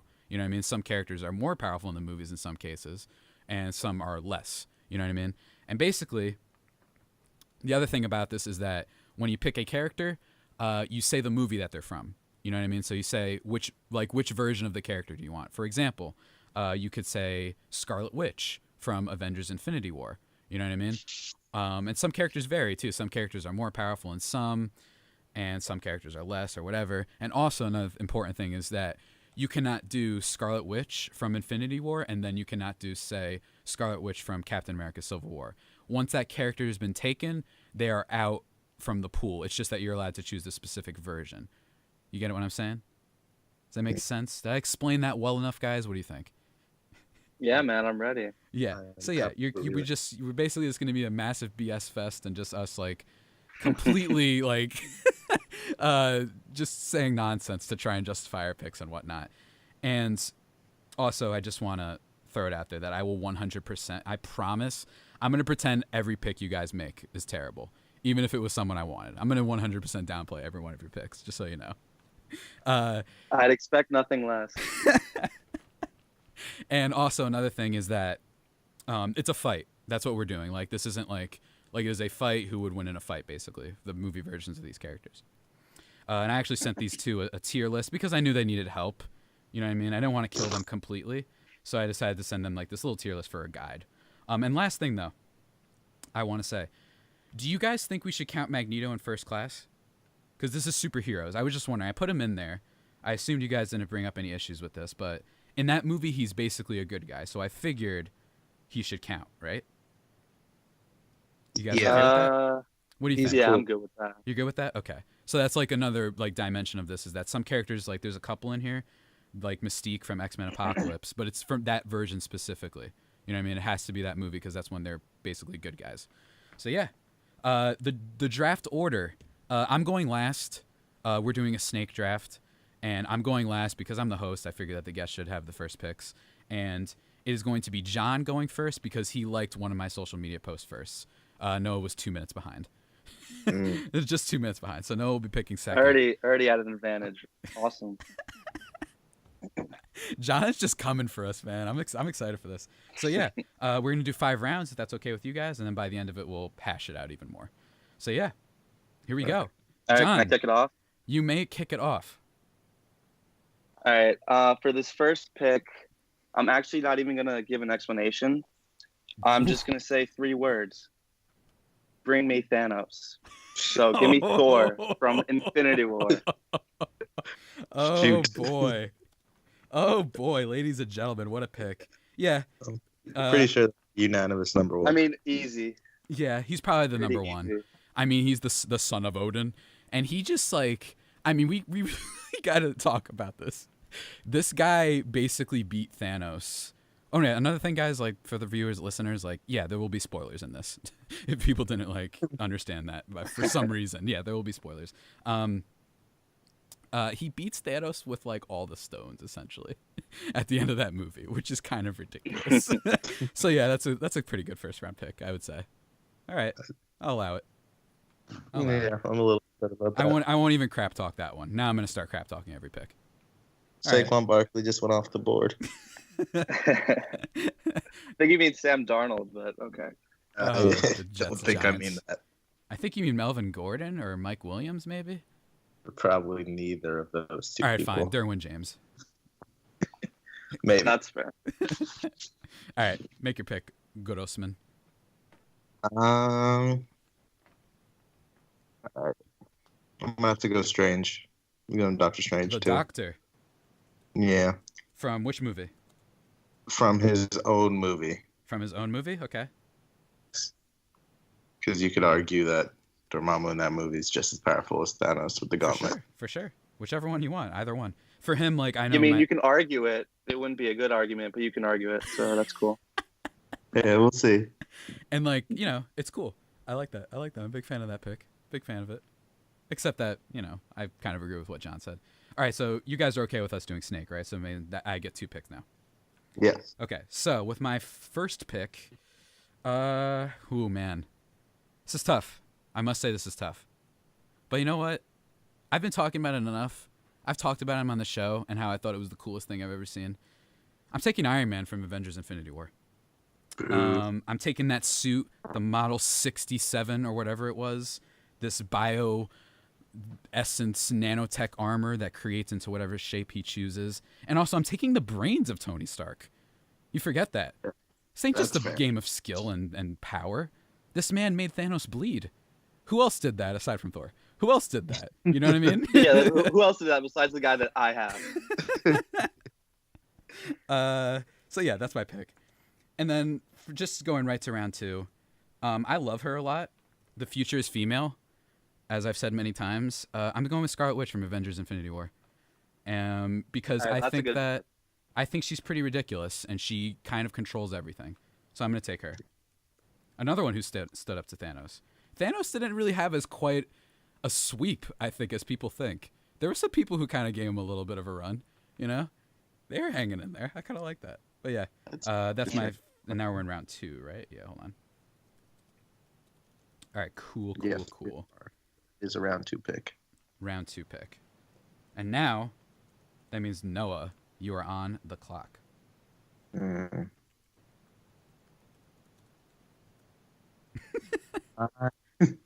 He's stuck. I'm thinking. I love this. 2. I'm gonna go Jean Grey from Apocalypse. Okay, all right, here we go. The first, I don't want to say reach, but the first one that didn't go by the tiers. In terms of that. I made like tiers and stuff for everybody, for those listening. All right, Jean Grey from X-Men Apocalypse. Very high upside pick, but the other problem is she's really emotionally unstable, and we just haven't seen enough. So honestly, it was a trash pick. So yeah. I mean, she's not the Very best. pretty crazy. Yeah, whatever. Mm, All right, can I pick? You may pick. Oh, are you done? I I'm going to go with Black Panther Black from Panther his own movie. from his own movie. Okay, interesting. This dude gets thrown off like a cliff and lives, and also this pick comes with the best soundtrack of any Marvel movie, aka Here this it pick is. comes with Kendrick Lamar. Here it is. So this Here is it already is. the best pick of the whole draft. Interesting. Thank Interesting. you. Interesting. It's interesting though because the problem with Black Panther is that we've seen him lose to every other character in the Marvel Cinematic Universe at some point. So it's an interesting True. pick, John. You know what I mean? But like, whatever. You know, He's gonna be unstoppable with Thor. That 1-2 combo. Yeah, I know. I don't know, sure. man. Sure. You don't got a lot of outside of the reality, kind of like I do with Jean Grey and Doctor Strange. Yeah. No, really, just kind of going with the All right. mystics. I like that. Except that, what I mean by I like that Yeah, is Noah's that just it's pulling, easy like, for the me to counter nerdiest it. pick. It's like not cool. But yeah, like But I got also Star expect and that. Sherlock Holmes. What you mean not cool? what I mean not cool is All right. that like Can it's. My next go. pick is actually the coolest pick in the whole draft. Okay, cool. It's a huge reach, and I don't really care. But I'm picking Domino from Deadpool Oh, 2. Okay. Oh Yeah. no! Because I mean, I don't care. She doesn't really have powers, but I just want her on my team. I don't care. That's who I want on my team. She has does- luck on her side at all times. She does not lose. She doesn't lose. yeah, all right. You pick someone with a gun, cool. That's really great. Awesome stuff. Awesome. All right, Noah, you're picking now. We're in round 3 already. That was fast. All right. Perfect. So I'm gonna take Professor X. Okay. From X-Men Interesting. 2. Not only because he's very cool. Be careful there. Be careful, Noah. But also because he's been proven to keep Jean Grey on the straight and narrow, especially in X-Men Apocalypse. So a complimentary pick is what you're going for there. Very complimentary. Interesting. I too enjoy people that oftentimes don't use their powers to save everybody when they probably could have. It's a really interesting choice for sure. I appreciate it. I appreciate have it. no brawn yet, but I have all the brains. Yeah, I guess. You don't have all of them, dude. But what is brains when you're just kind of letting people suffer when you could end it like right now? You know what I mean? Not to mention he gets dogged a lot, this guy. But all right, whatever you want, dude. Mind control. Okay, cool. Before I give my correct pick though, we're gonna take a little 30-second break, and when we come back, I'll show you guys how to win a fantasy draft against people who don't know what they're doing. So stay tuned, guys. You're listening to 90.3 WMSC Upper Montclair. Okay, is the mic? And we're back, everybody, here on 90.3 WMSC Upper Montclair. You're tuning to Digital Dash, where I have begun my true destruction of my two friends here and just going to wipe their team out. It's going to be great. So you guys ready for my next pick? Yeah. Okay, so dying confession, to I pick. actually don't know who I'm going to pick here. Because you guys... And you have 2 picks. I do have 2 Unprepared. picks. Yeah, super unprepared. Unprofessional. Super unprofessional. But here we go. My first one might be See, here's the interesting part about this is that I could really start doing the thing that I do, and you guys know me well, where I really start kind of finessing why people are going to win. And I think I'm going to do that with one of my picks. I'm going with Captain America. And I'm choosing Captain America from... Bad pick. Let me see here. Actually, I got to decide this. It's I didn't very think hard. about this part. Let me see here. Captain Super. America. He was undraftable, in my opinion. Let me see. I'm going to go Captain America from... You just pick Johnny Manziel. I don't know. This is tough, man. I might actually change my mind on this pick. I have to think about it. Nah, I'm going to keep it because some of the other people I know will still be up. So I'm going to go Captain America from The Winter Soldier because that movie's awesome. Good movie, except Yeah. for the one shield minigun part. Oh my gosh. That's like your hottest take Very ever. true. But it's so true. But it kind of isn't though, man. I don't know how much we have to debate this. Just shoot his feet, man. Just shoot at his feet. Oh my god. But no, I mean, it's not easy to hold a Gatling gun, dude. I choose Captain America because he's a winner, and I like people who they just find a way. You know what I mean? Captain America finds a way. No matter what it is, he's inspiring, and he knows how to get people to work together. You know what I'm saying? And I just appreciate people like that. I appreciate people that are leaders, are natural-born leaders. You just don't. I mean, Iron Man and Captain America are going to tear your team from within. Ooh. Nah, they'll You're figure it out. screwed. Nah, they figure it out when they need to. That's the thing. Captain America. I mean, and Iron they Man, literally figure had it a out. civil war. Yeah, but they'll figure it out when they need to. So John may or may not have just brought up a really good point. Whatever. I don't care. I want the two of them. They're both dope. And my next pick, this one I am actually having a lot of trouble with because I feel like there's recency bias with this one because I feel like because of the events of the last movie, his stock really goes down. You guys know who I'm talking about. I think I know what you're going to say.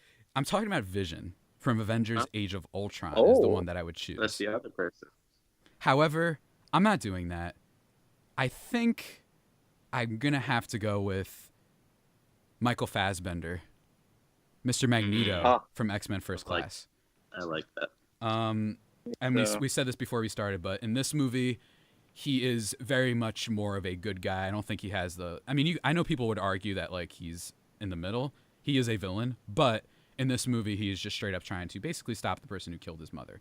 You know what I mean? Like, that's the whole purpose of him and why he joins the team in the first place. So we decided that he counts as a good guy. So yeah, Magneto from X-Men First Class will be my next pick. You got the biggest counter to Iron Man, too. That was good. Of course. That's one of the reasons I did it. Even though I'm pretty confident that Tony Stark will figure something out. But I just wanted to be sure. So now, Noah, you're up. Speaking of figuring things out, I'm going to pick the smartest person in this entire draft and go with Shuri from Black Panther. Okay. Interesting reach. I like it. Interesting reach. Why it's interesting is because she isn't the smartest proven yet, which is fine. And obviously I've gotten a lot of flack for this, but whatever. I'm doubling down on it. And also she doesn't have any powers, and we've only seen her in 2 movies kind of. But you know what? Hey, I like it when people make it easier for me to win. So great pick, Noah. Mm-hmm. No, the funniest part about that pick is Noah looked at his current team and was like, you know what? I need even more brains than I already have. Which is like, how did you think that, dude? Yeah, it's like drafting 2 tight ends. It's all in the magic of the draft. And I'm sorry, Okay. which version of Shuri? From which movie? Black Panther. Black Panther? Okay, just making sure. Driving a car from across another continent. Sure. Sure. All right, and that is now John's pick now. These are my last 2 picks, correct? Isn't that right? Yes. Okay, cool. Unless we want to continue, because this is going by a lot faster time. than I thought. Yeah, we'll see. All right, we'll see. I'm going to go with Quicksilver, Nice. specifically from Apocalypse. From X-Men. You don't want Apocalypse. Ultron Quicksilver? Aaron No, Taylor I Johnson? think he's a little bit better in Apocalypse. Yeah, he's a lot better. He's a lot gets better. shot. The dude saves like what, an entire school in half of a second. It's like okay. I think in less time than that, yeah. Probably in less time, yeah. And he's just a fun dude. Mm-hmm. Yeah, good fun guy. Good team chemistry guy potentially. Mm-hmm. And to make this team even more fun than it already is, I'm gonna take X-23, Laura. aka Laura from Logan. Mm. 'Cause she's probably the coolest person in this entire draft, in my opinion. She might be the highest upside character we've seen. Exactly. When You know what I she's mean? an adult, Oh, I know. If they ever do that. essentially Yeah. Wolverine. Yeah. And she's a lot more skilled of a fighter as Wolverine, in my opinion. But she's also young, and we've only seen her in 1 movie, so... She's also like 10. It's kind of a problem, but Yeah, okay. kind of problem. She's really, like, it's kind of like asking Billy Bean when he was in Double A to immediately go up to join the Mets. You know what I mean? Like, he's stepping up big time. You know what I mean? In this case, you're really bringing her up to the big leagues fast. But you know what? Like I said, I'm sure she'll do fine, John. I'm sure she'll do fine. All right, Noah, you're up. And now I finally get my muscle. I'm gonna pick Hulk from Ragnarok. Yeah. Even though Okay. it's not my favorite Huge character. value pick. Huge value pick. I would crap talk this one, and you know what, I still will. The problem with Hulk is that he gets G'd down a lot, I feel like. And there's a lot of characters that have been picked here that I think have beaten him before, so that's the big problem with Hulk. He's probably the lowest on the God tier here that I put in the list. Just because we've seen a lot of him In losing. Ragnarok, he doesn't really have the whole personality thing. He just kind of stays as the Hulk. Yeah, he's like a Which- brat. Yeah. Yeah, it's fine when I got Professor X to just make him do whatever he wants me to do. Very interesting. Very, very interesting. And now it's my pick. Whew. Here I go. Time to finesse. Let's see here. I'm feeling kind of good about this one, but I don't know for sure. Oh, wait, I do know for sure because I'm wearing a shirt today.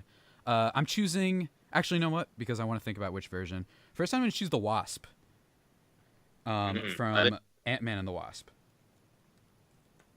You're picking the Wasp? Yes. Interesting. I just didn't hear you. Sorry. No. Yeah, I find her interesting in that movie. I think she's basically Ant-Man, except she has blasters, and she's smarter in a lot of ways and a better fighter, and that's it. So yeah. Now my next pick.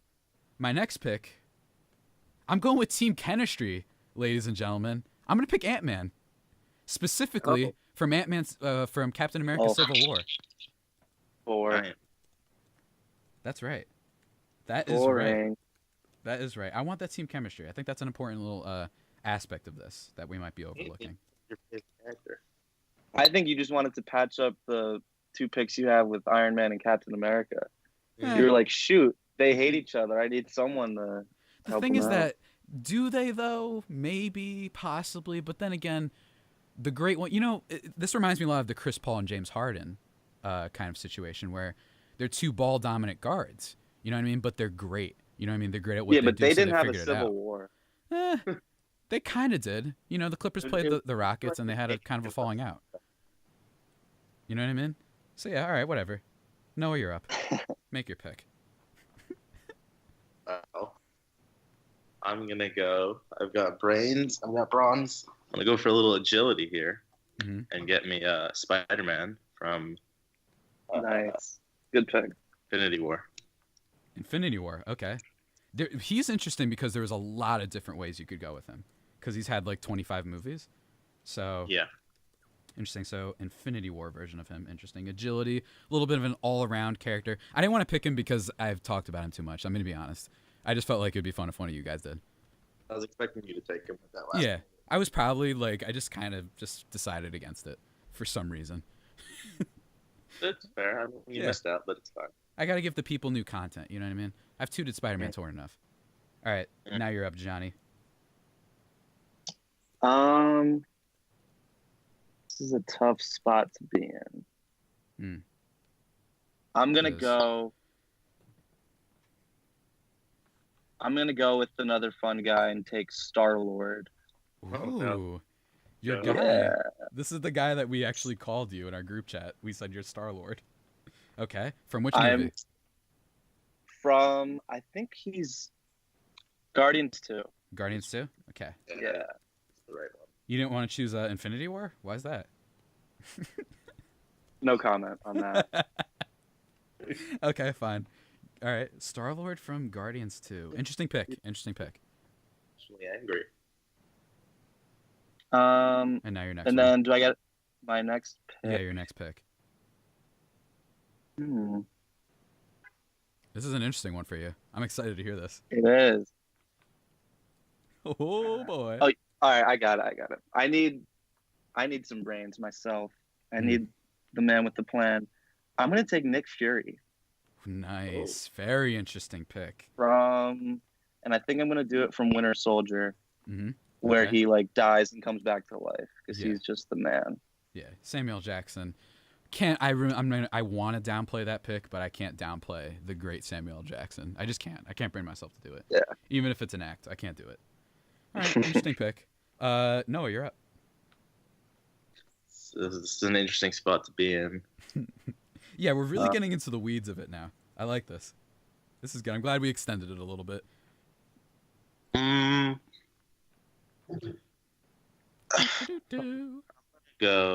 gonna go Storm on this one. Storm, okay. Which movie? That's a good You question. got original X-Men, the first 3 with Halle Berry. You've got the new one with Apocalypse. You got some wiggle room here, potentially. Something tells me you have no idea which one to pick. No, the old X-Men movies are buried so deeply in the back of my brain. So I'm gonna go Days of Future Past Storm. Days of Future Past Storm? Okay. Interesting. Very interesting, actually. I forgot to mention that one as a list of examples. Okay. Okay, indeed. And does that leave me now?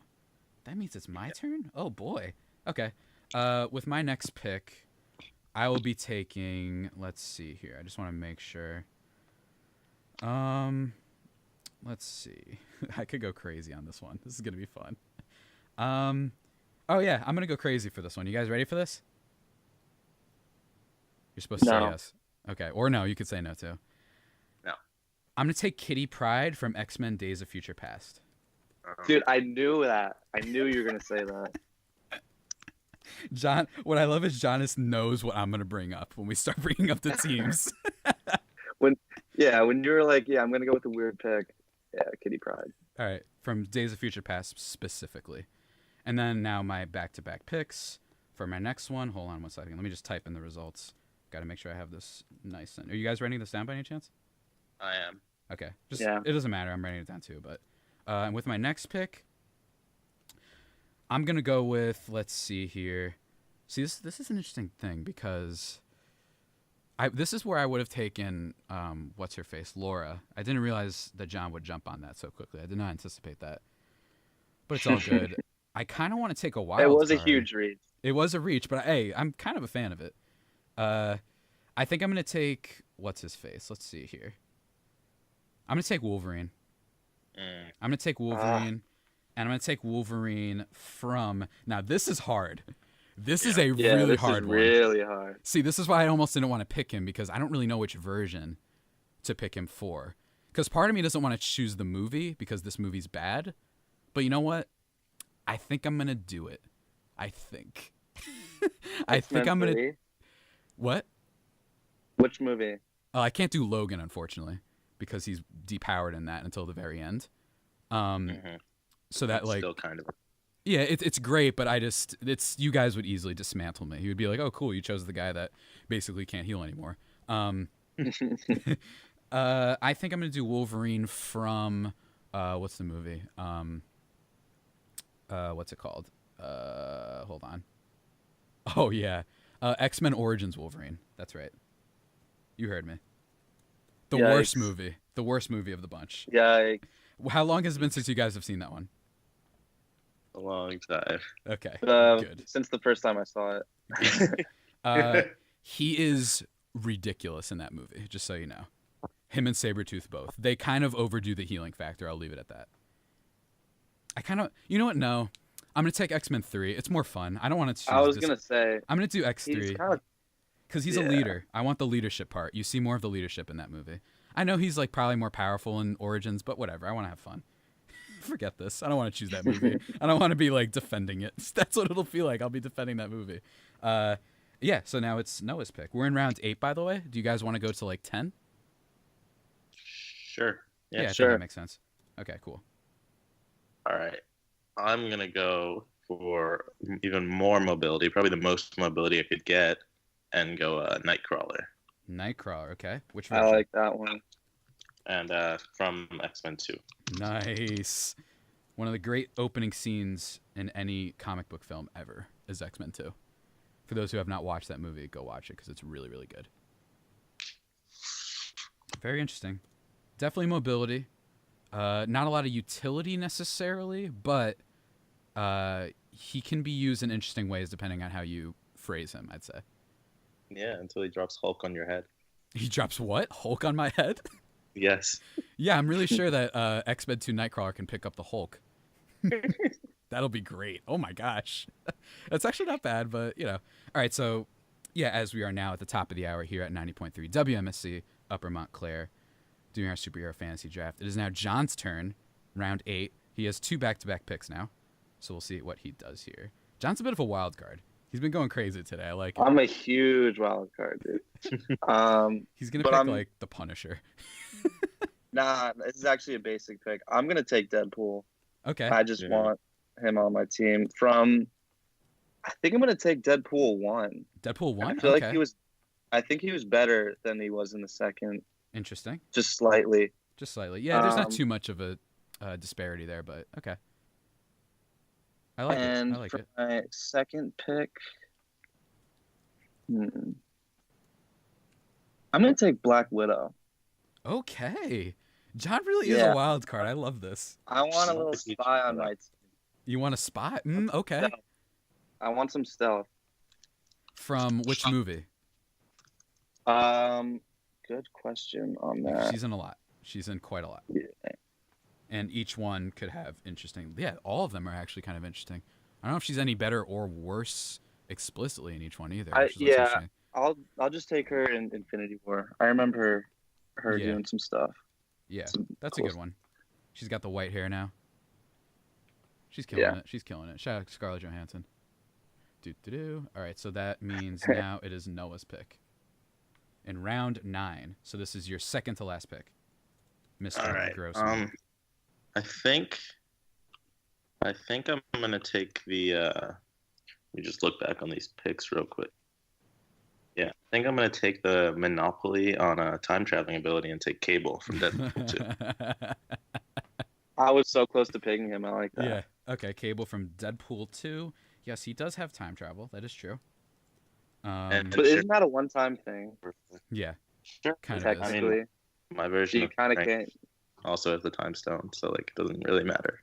Oh yeah, he does. I forgot. I actually Mhm. forgot he took Doctor Strange. I completely forgot about that. Okay. Interesting. But beatable. So I'm happy about that. Hold on. Oh yeah, this person was taken. Whoopsies.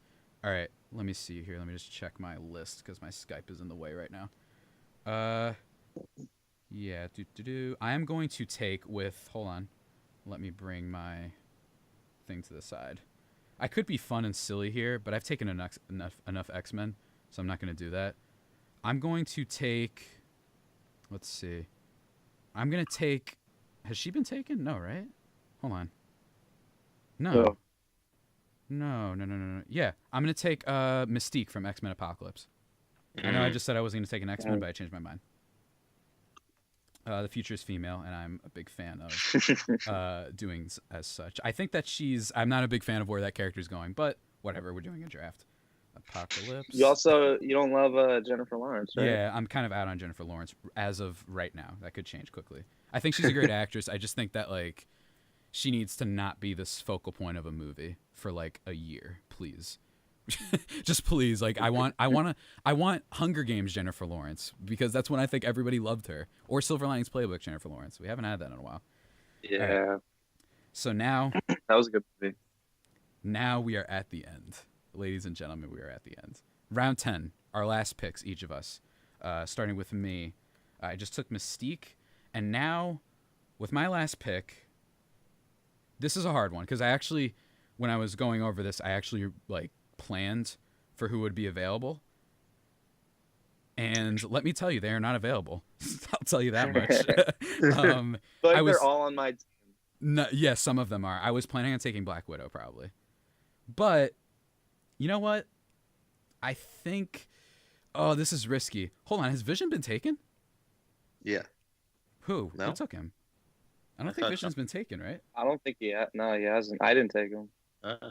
I know. See what I mean? We're all sour No, on him. You, I feel like you took Vision, but I guess you didn't. He's Oh, you not on changed my your list. mind? No, you said you were going to, and you changed your mind. Yeah, I changed Yeah. my mind. Yeah.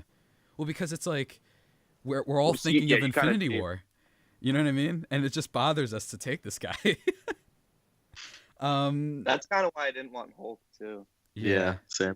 Yeah, like they've been like they got dissed so badly. You know what I mean? They got like they got Pusha T. They got. They got. with my last pick, though, man, I want to have a heartful pick. You know what I mean? I want to pick someone that just feels like me. You know, I want to pick someone that just feels right. You know, I need someone right, and I can't think of anyone. Rocket Raccoon. Nah, that's not me, though. That's who you are. That's who I am. I'm about to take Peter from Deadpool 2. I think. Oh, wait. Oh, yeah, duh. This is me. This is me. We're bringing it back. We're combining crossover, the biggest crossover in history. The Human Torch. Chris Evans. The original Fantastic Four. I'll do, original Fantastic Four, Human Torch. That's right. I got both Evanses on my team. There's That the is chemistry right. you were missing. Yeah, right? I think I have all chemistry, and that's it. I have Ant-Man, Wasp, Wolverine, like all these like chemistry characters, but whatever. I'm with it. Your chemistry isn't even good, though. Yeah, whatever you say. You're up, You Noah. got a lot of people that don't like Iron Man on your team. You have Iron Man. All right, Noah, you're up. Yes, All right, I'm stuck between 3 people here.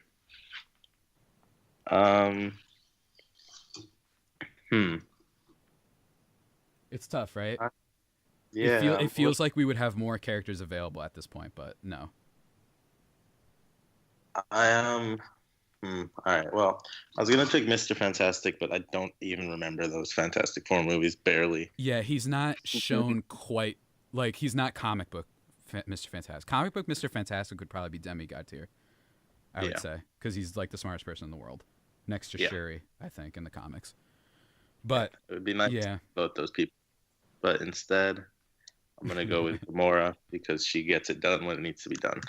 All right. Okay. I like how you said that. Oh my god. All right. From which movie? I think Guardians 1. Guardians 2, 1? she lives in the deal beat her. Yeah, and Infinity War doesn't go well for her. So. Yeah, to say the least. All right. And to cap off the draft portion of this, Mr. John Ostrowsky with his last pick, round 10. Who's it going to be? Ooh, this is tough. I'm between a few people. You know what? I'm going to take Hawkeye for a very specific reason.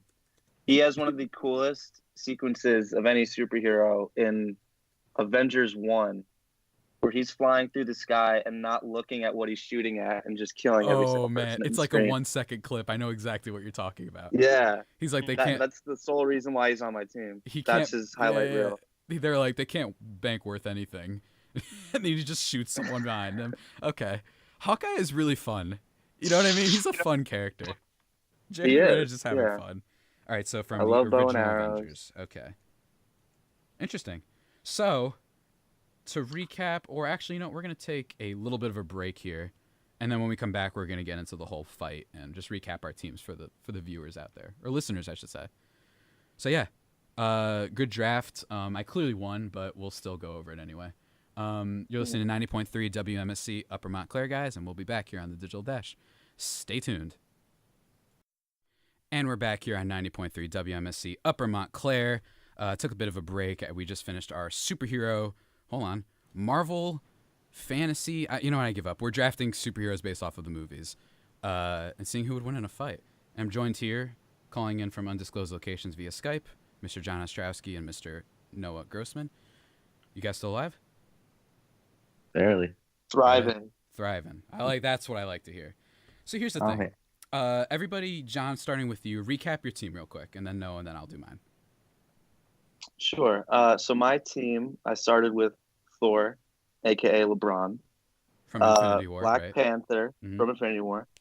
Black Panther from his own movie. Domino from Deadpool 2. Right. I then took Quicksilver from Apocalypse. X-23 from Logan, obviously. Right. Star-Lord from... He couldn't make it Star-Lord. Star-Lord from Guardians 2, my favorite pick of my whole draft. Yeah. Nick Fury from Winter Soldier. And then I went to Deadpool from Deadpool 1. Okay. Black Widow from Infinity War and Hawkeye from Avengers 1. Okay. Now, Noah, go over your squad real quick. Oh, and what a squad it is, man. I got Doctor Strange from his own movie. Jean Grey from X-Men Apocalypse. Professor X from I believe I don't did we even You picked specify X-Men 2 is what you picked. X-Men 2. There we go. Shuri from Black Panther. Hulk from Ragnarok. Spider-Man from Infinity War. Storm from Days of the Future Past. Nightcrawler from X-Men 2, Cable from Deadpool 2, and Gamora from Guardians 1. Okay. And now from my team, the winning team, I have Iron Man from Avengers Infinity War, Scarlet Witch from Avengers Infinity War, Captain America from The Winter Soldier, Magneto from First Class, the Wasp from, obviously, Ant-Man and the Wasp, Ant-Man, but from Captain America Civil War, Kitty Pryde from Days of Future Past, Wolverine from X-Men 3, Mystique from Apocalypse, and the Human Torch, the Chris Evans version from the old Fantastic Four movie. So, how should we go about this? I'm trying to figure this out. What is let's talk about each other's teams real quick. So, I'm going through John's team, and he obviously probably has the number one, which is Thor. So he has the LeBron, right? He has the LeBron of the draft. Okay, so LeBron, it's tough to get through the guy. He's seen battle. He has a really emotional scene in the movie that, in classic Marvel Studios fashion, is ruined because Rocket Raccoon makes a joke, and I still cannot forgive that movie for doing that, by the way. Fair. The Star-Lord quick was questionable. It was questionable. Very much so. I think that I am willing to admit that's my most questionable pick. Mhm. But it's late enough in the draft where I think it was like the 6th round. Mhm. That's kind of passable, Yeah, in my opinion. right, so I was making fun of all of your picks this whole time. I mean, when we get to your team, oh yeah, I know. yikes. So I made fun of all of your picks this whole time, and basically, now I'm gonna start just praising your guys' teams because I want to be fair. You know what I mean? And I think the interesting part about John's team, he has Domino, and here's the thing with Domino, we don't really know what the limits of that power is. She basically can warp probability, you know, and that's a little strange. I'm not really sure. It's entirely plausible that at the end of this fight, she's the only one alive. Yeah, plausible, not probable, but plausible. Plausible. I mean, you have she to. just lucks into everyone killing themselves, and she's just like, cool. Yeah, you have to think about how. What is it that happens with her? What was the one crazy scene? Oh, she's running through the street, right? In Deadpool 2. And all of the cars crash in ways that don't affect her at all. And they explode at the right time. She's near death in every second of that scene. Yeah. So that's the weird part about that pick. I'm not even saying this to try and say why you won't win. The tricky part about that pick is you need a lot of imagination for it. And I don't know what her I even think in the comics, there is no limit apparently to her power. It's just luck. She can. Yeah, so you just got to put her on the big stage and she'll. Yeah, and see what happens, right? She just hasn't been on the big stage. Yeah, it's I like that. That's a good point. It's like putting her... what's it called? Yeah, she's basically got an unlimited potential. She gives herself the best luck, and she can warp the bad luck of other people. So that's interesting. As long as there is bad luck that is possible, I think is the only limit. So she can't have luck where the Hulk just doesn't Hulk, I guess. I mean, technically she could do that too, right? Maybe. I don't know. See what I mean? This is such a weird pick. I don't know, dude. The other interesting pick with your team, I like Nick Fury.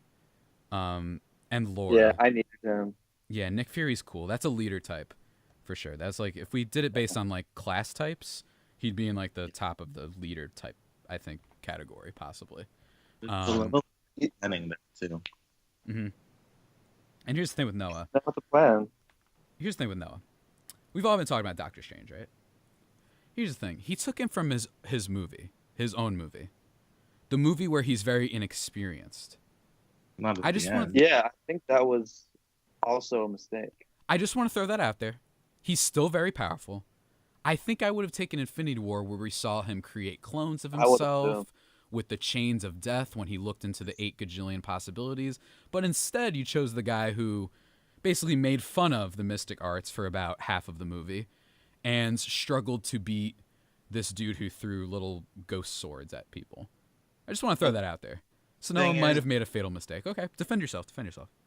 The thing is, are we taking them from the end? Because if I took Strange from the end of Infinity War, then he doesn't have the stone anymore, and that stone is a big. No. going point. I think that like, no, I think you take them based on what you see in that movie. But Strange like dies at the end, so I don't think that counts. You know what I mean? Like you still have him. He has it for most of the movie. Let's say that. You know what I mean? What's the predominant? Like, Yeah. Like he has. I'm it for willing to most of the say movie. he has the stone. Yeah, but for this one, Doctor Strange, he only has it at the end. I'm gonna allow you to still have the stone. I'll allow it. I'll let the people decide. Just throwing it out there, you kind of gave yourself more trouble by not just picking Infinity War. I don't know why you didn't do that. Because My dude was not I thinking. thought of him in Infinity War as not having the stone. Okay, but we're going with It's most just of the foolish. time. Yeah, we're going with most of the time though. All right, fine. But I'm just saying, I'm putting, poking holes. You have Professor X from X-Men 2, who was very close from being banned from this, so you're boring for picking him. But he's in this movie, he's shown to basically, when he has Cerebro, to be able to control every living person on the planet. And he could Yes. kill everyone on the So planet. that's kind of a good thing, right? That's kind of powerful. Yeah, that's kind of good. A little bit. It's Kind a of a little, good ability just a to little have. bit. Now, first of all, we're gonna make sure he never gets the Cerebro. Me and John's teams. He ain't never making it there. Just throwing that out there. We're gonna blast Or that is thing to hell. smashing that thing to pieces Yeah, right? with his hand.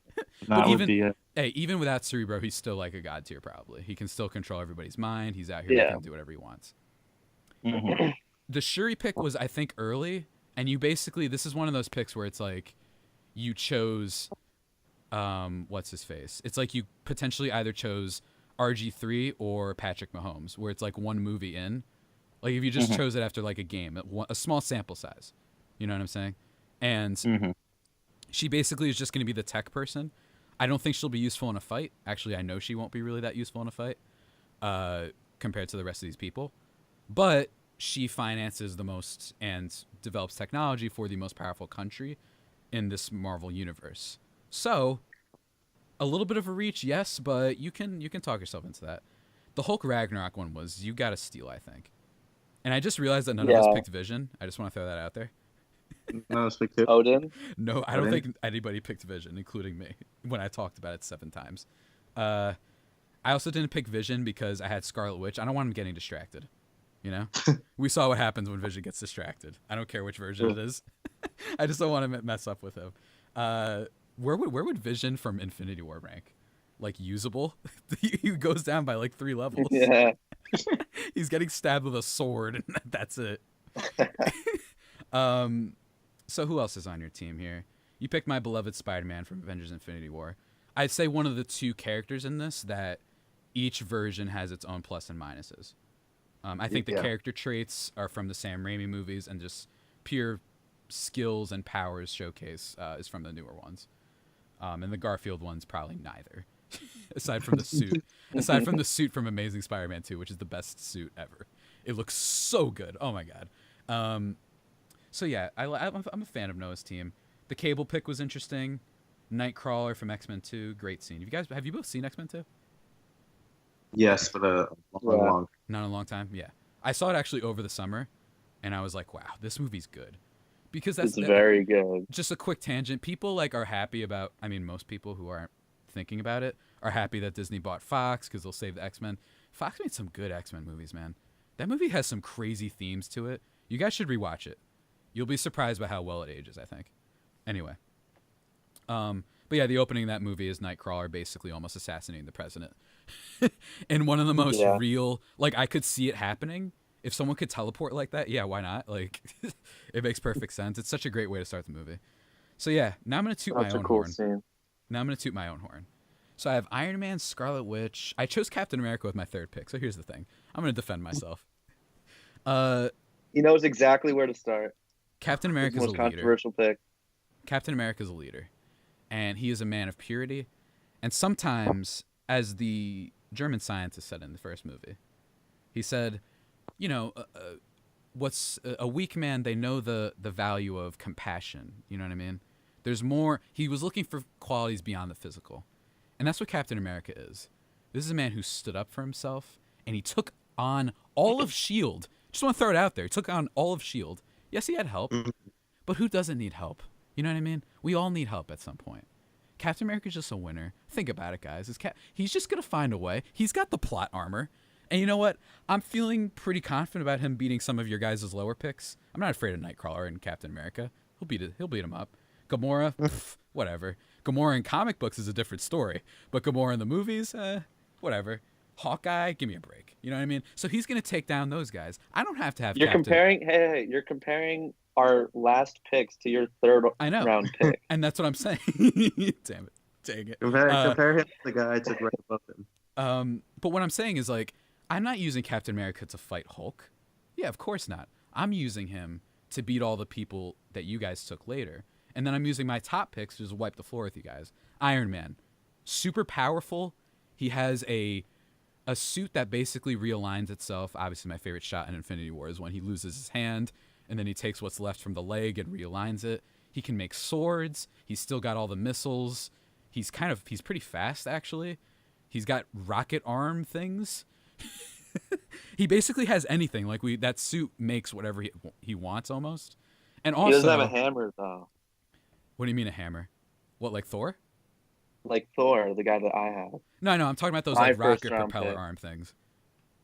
Oh. And the missiles and that thing that stops Thanos' arm from closing. You know what I mean? Like, look at it, guys. There's a lot of utility there. And also, he's a genius. So it's smarts and power. You know what I'm saying? That's what I decided to pick there. And Scarlet Witch is, like I said, the future's female. She's awesome in that movie. And fights off two god creatures at the beginning by herself, essentially, because Vision's useless. True. So that's why I did that. And then some of my other picks, Kitty Pryde. Okay, so some people might have been wondering, listeners, why I did this. She can walk through walls, but I chose the Days of Future Past version, which allows her to send the subconscious of people back in time. And you guys brought up how it hurts her. Yes, but that was only in the case of Wolverine because she sent him back like several decades. So that's the only reason why it was hard for her to do that. So basically, I could see what doesn't work, and you know what? Let's see what doesn't work, and I let myself know. And then they plan for it. And you know what? I like my chances of Iron Man figuring something out when he already gets info from Kitty Pryde about what is going to work and what isn't. You know what I'm saying? Mm. And Or Iron Man could just build Ultron again. You know? Yeah. So. I was just about to bring that up. I'll have Iron Man build Ultron and kill all of us. Just to be like, whatever. Just have like infinite that would count knowledge. as a win. I would acknowledge that as a win for you. I was just about to bring that up, where it's like, if I really want to go rogue and just say nobody wins, if I don't win, nobody wins, I'll have him build Ultron again without Vision to counter him. Just see what happens there. Unbreakable vibranium and all that stuff. I also chose Magneto from First Class. Just people who, if they're catching up for whatever reason, we decide that Apocalypse, he counts as a good guy, which I think we all agree on is fair. Yeah. He's not quite at his full potential, but still, I like having a guy who just controls all metal and is pretty ridiculous. Shout out Magneto, he's a beast. The Wasp, my beloved Wolverine, I'm happy I had him. Got some team chemistry there with him and Kitty Pryde. Got to have that X-Men connection. And I took Magneto, so you don't have the biggest counter against him. Now, here's my wild card pick. My first wild card pick is the Human Torch, because I have double Evans, which basically creates life itself. I think I think I solved the life equation, guys. That's basically what I'm trying to say. And then I have Mystique, who is my ultimate wild card. You know what I'm saying? Let me make her look like somebody else real quick. Just sneak over. I like Mystique. Yeah, she's a fun The pick. Human Torch pick was brutal. That's a brutal pick. He can fly and he's on Oh my fire God. and puts things That's on fire. probably the worst pick in the draft. How? It was the last pick. How is he going to be useful? What's that dude going to do? Flying He around. can fly on and fire. use fire. How is that not Hawkeye's useful? going to take him down in 2 seconds. He's Hawkeye? going to shoot him right down. Yeah. Hawkeye's gonna shoot a fire. He's not extinguisher. impenetrable to bullets. Yeah, how about Right? how about he uses his flames to incinerate your little arrows or whatever? Give me a break. Hawkeye ain't taking that dude down. He's flying all around the place. He ain't doing nothing. And you're just assuming that the bullets are just... Okay. Okay. He's on fire, dude. That's a layer of armor. Give me a break. All right? Nah, that pick is Chris Evans. That's the only way you can justify it. That's what It's I the did. only way. I solved the life Yeah, equation, guys. I don't know what to say. I have double Evans. Like, I don't know what to say. What else? I was really considering Michael B for a second, but I didn't want to acknowledge that movie, which I still haven't seen yet, by the way. Yeah, fair. All right, I have not so either. That movie. we're going to take a little bit of a 30-second break, and when we get back, we'll give our closing thoughts and figure out how the heck we're going to decide who won. I really have no idea, not playing this far. So stay tuned, guys. You're listening to 90.3 WMSC, Upper Montclair. And just like that, we're back here on 90.3 WMSC Upper Montclair in the waning hours of the Digital Dash. What has been a really fun dash. Would you guys agree? Agreed. The most fun. I already said that. Yeah, the most fun. I have nothing but great guests, of course. That's all I allow on this show. And you guys have been awesome. How do you guys want to, how do we determine this? I really didn't think this far ahead. Should I do something on Instagram? Should I do something on Twitter? I don't really know. I think, it's only fair to let the people decide. I think it'd be unfair for us. Yeah, it's only fair. And I think we give it we have to give it a little bit of time though. You know what I mean? Yeah. I think we give it Sure, some time. yeah. After I post the video on my YouTube, people can check that if they want the explanation, which I think is important to this, by the way, because then they'll understand why I took people like Captain America and stuff like that, and why John took what's her face, not what's her, Domino. I think people might not get it at first. I think a lot of people, that was a good If they pick, saw the man. movie, they'll get it. Yeah, if they've seen the movie, they'll definitely get it. And another note, I forgot to mention this earlier. For people who might be wondering, I did not mention this in the rules. Characters whose movies have not come out yet were disqualified. So you can't take Captain Marvel. You couldn't, because we know she's going to be the most powerful, and we just thought that was dumb because we haven't seen the movie. And you can't, I decided no Venom because it just came out and none of us have seen it, I presume. Nope. Have not. Not to mention he's like an anti-hero, so that's a little bit of a weird one. What do you guys? What other thoughts do you guys have? Are there any strategies with your team you wanted to say really quickly? I just want to say that I love my team, and I feel like I have a very good balance of power and fun. Yeah, Those are my two criteria for all my players, all my picks. I will How say useful they are, yeah. and then entertainment. I will say though, with Deadpool, a little bit of a wild card. Do you think you can control him, John, or is he just not going to care at some point? Oh, you have a way. Nick Fury will smack him around a little bit. Are you sure? It's going to be tough though. You have to admit that it's tough. It's going to be tough. Deadpool, what's funny, I love how in the comics he could be super dangerous if he just cared. He's basically immortal and he's a super assassin. I mean, you have the immortality part, so you could use him. Maybe I'm throwing strategies out there. He could be like your decoy to test things out, basically. If he can't die, essentially, there you go. Exactly. The beginning of He's Deadpool full 2, of possibilities. Yeah, the beginning of Deadpool 2 is him blowing himself up over gas tanks or whatever it was. And he was fine. Hey, he was fine. Which that was actually sad, by the way. Shouts to Deadpool 2 that actually got me in my feels sad. for half a second. I'm not even kidding. Deadpool 2 got me in the feels for a little bit. I was like, wow, Deadpool 2. Oh my god. So yeah, Noah, you have any other strategies you want to disclose aside from, I gotta say it one more time, you really might have messed up with choosing Doctor Strange from his own movie? Nah. I'm picking stalemating Dormammu Doctor Strange. Okay, that's a good point. That character might be a supervillain all-star. You know what I mean? We didn't see quite enough to know for sure, but I think it's fair to say he's up there. He did stalemate Dormammu. I still think he's up there. I just think that there are some holes that me and John could potentially poke because you didn't choose Infinity War version. Yeah, I'm gonna make sure Nightcrawler keeps Professor X and Shuri out of danger at all times, out of the direct fighting. True. You gotta remember that Nightcrawler can only teleport where he sees. He can't just go across the world. If he could, that'd be crazy. But I still think he's fast enough. Interesting. You have Spider-Man Infinity War, which young kid, very inexperienced. Just want to throw that out there. Very strong though. Clearly has a lot of talent. Super fast. Has strength. The spider sense. All that. He's got a sweet armor with legs coming out of his back or whatever that was. I forgot what they're called. tendrils. What are those things called for spiders? Legs, right? Yeah, I don't even know what they're called exactly. Oh, whatever. I'm not sure. And then you have. How do you feel about Jean Grey from Apocalypse? Explain that pick. Another young, inexperienced one. She's going to be sticking with Strange for sure. Mm-hmm. Keep her in line. And I for sure. Actually, those two will also be with Spider-Man. And then Cable and Gamora will be like the leadership presences on the team. Yeah, I like that. Shouts to Storm, by the way. She really got the worst in Days of Future Past. Actually, everybody did. Now that I think about it. Any Days of Future Past character minus... Oh, man. I'm trying to think. Does anybody not get wrecked in that movie?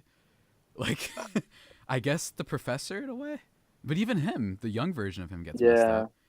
Nobody makes it out of that movie. Like, I guess Mystique, right? Young unscathed. Mystique.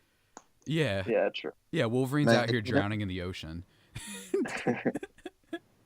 And then, like, you have the one girl who gets stabbed 7 times, the Blink girl or whatever. You have the one dude, the Sunspot. I don't know if you saw how he dies. Oh my God, he got it. You remember worst. that? By the way, that scene's incredible. I really do think Days of Future Past doesn't get enough credit. Yeah. That scene is sad. It's sad because it's like it's him making his speech about war, and it basically just shows you where that leads us to. Which, you know what? Yeah. That's kind of relevant to now, guys. You know what I mean? Like, you know, we gotta come together a little bit more instead of being divisive.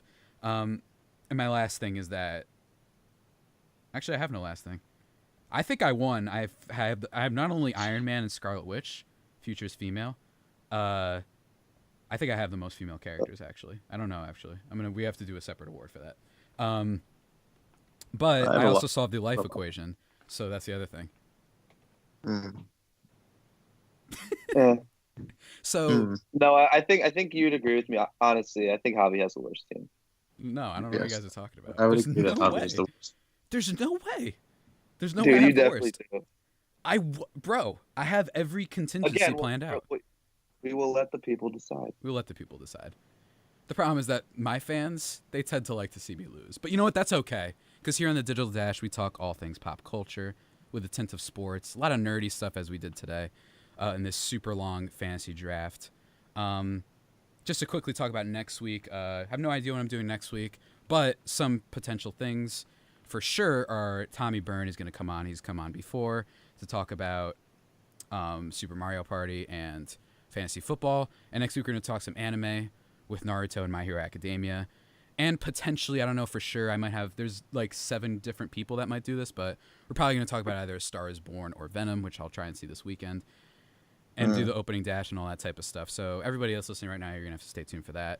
And yeah, I don't have next show planned out too much, to be perfectly honest, but I'll figure it out because I always do. Did you guys have fun? That's the important thing. I had a blast. You had a blast. You had a blast. Maybe potentially, not next week, but perhaps if the people like this, maybe we do supervillains. Because we were talking about it over the break and how that's a whole entire different conversation. That would be very fun. And an opportunity for me to win again. Wow. But yeah, guys, you've been listening to Digital Dash here on 90.3 WMSC Upper Montclair. I hope you enjoyed it. If you didn't, I'm sorry, I guess. I'm sorry, I don't know what to say. We really nerded out on this one, but I wouldn't have it any other way. John, Noah, I'll see you guys later. Yeah, thanks for having me. All right, yeah, for sure, man. Peace. Have a good one. You too, man. So yeah, guys, we're done today with the Digital Dash. As always, remember my show is every Monday from 4 to 7 p.m. here on 90.3 WMSC Upper Montclair. We'll be back next week, of course, on the Not Columbus Day. It'll be October 15th. It'll be, and it's gonna be a good one as always.